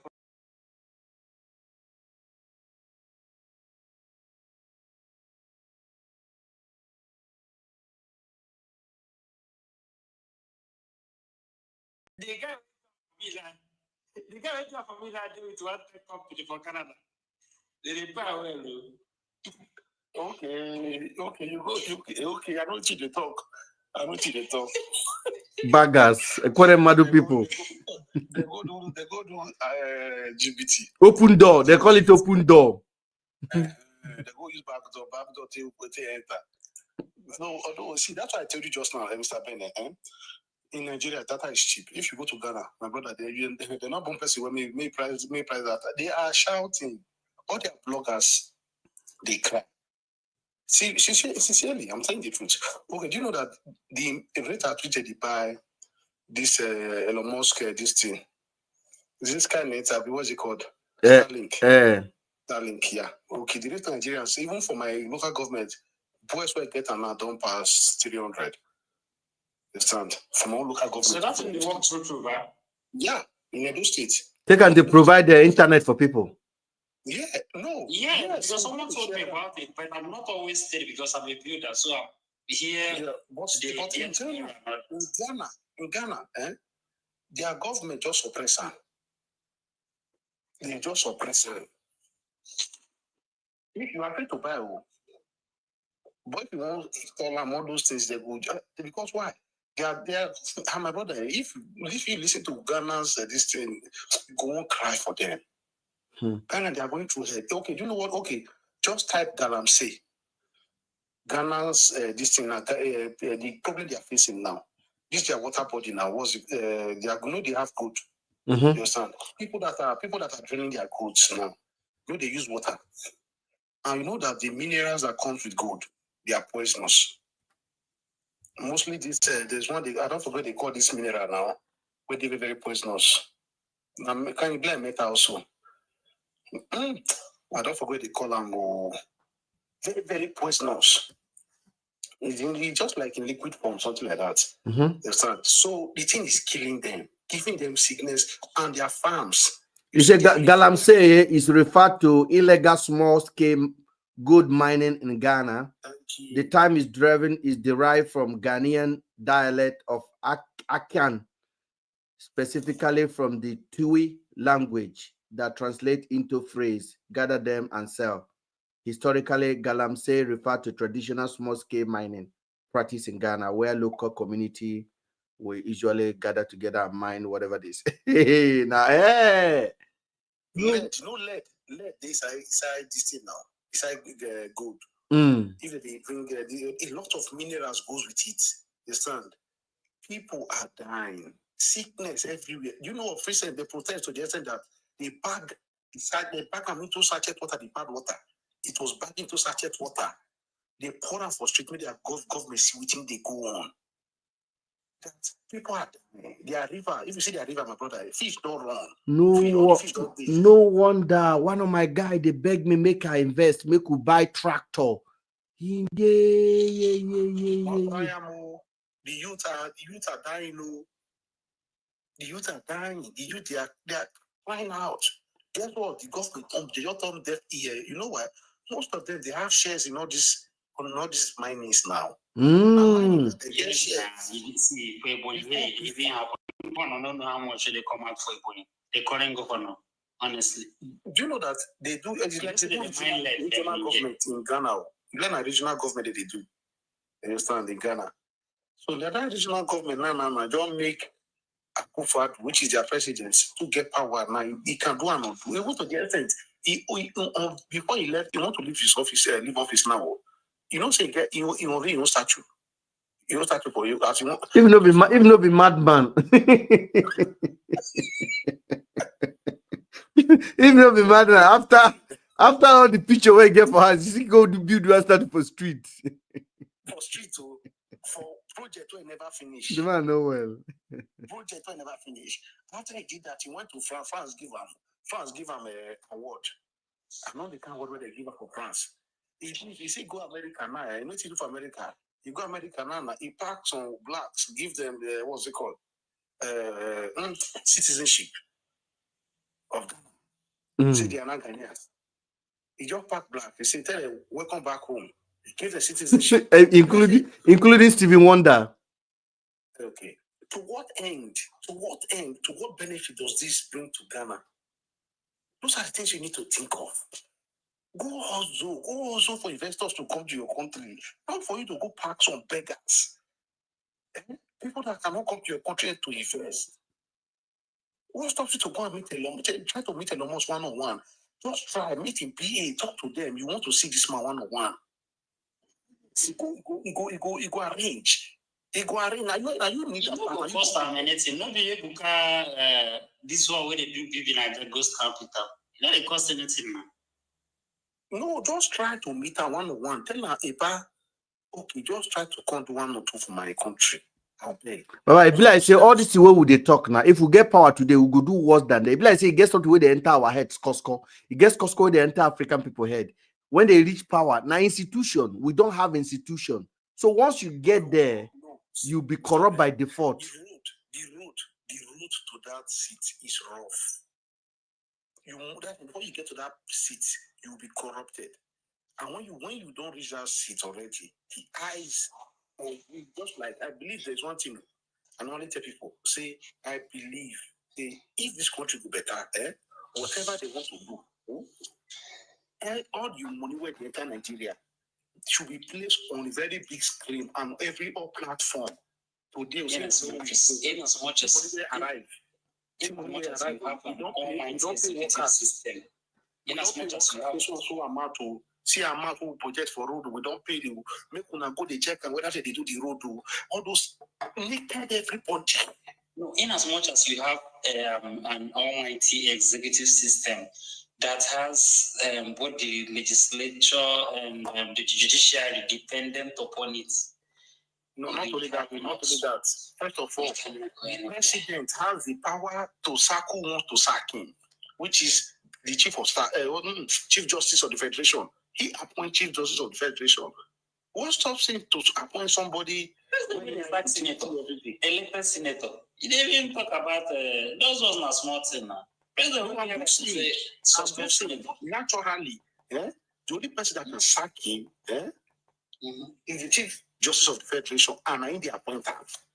Then that's the problem. That's why I said the first thing you do to balance Nigeria is when you mentioned constitutional reform. I said separation of powers first. No, separation of powers. Why you are reconciling other factors in the constitution? Regional government, how will you better? Everybody in region, they know the packs are for your side. But that regional government will still make sense. If the leader from a region fuck up, what you go do and no good. Exactly. Everybody will just pack go in the mud, go sit down. You know they go anywhere. And second, now we use our hand 3 times. We not need anything. Yeah, I said regional government. I don't want you to say sorry to cut you short. And second, you see this Bible where they take the swear person in, where they drop him. Let's start using Ogun. I bet I won't go bed. I won't go bed. No, it will not use everything. If I take money, make my mouth not stand again. If I take money, make my people buy. All those kind, you got to swear for yourself. You stand, you go to swear. My brother, Mr. I tell you, when we go to see vacancy. Nigeria government are hereby announced vacancy for presidency. We are looking for those as the president of Nigeria. Vacancy could do for presidential seats. All right, ladies and gentlemen, every good thing comes to an end. It is almost 12 o'clock. Mr. Ben is going to sleep because I think I need to go. Thank you, guys. I appreciate you guys so much. Thank you. Please, let's keep it up. Anytime we connect, let's have fun. It's okay. Thank you, Emmanuel. Thank you. I appreciate you, sir. You're welcome. God bless. Thank you.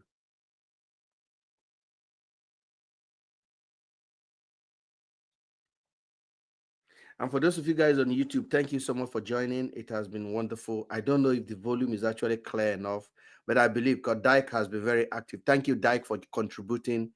No personal beef. We're just having a conversation. My brother Akwa Ibom. Thank you so much. Yes, I don't put on weight to see my head. Yes. Thank you. Thank you, guys. And I really, really appreciate it. We'll be back again tomorrow by God's willing. Good night.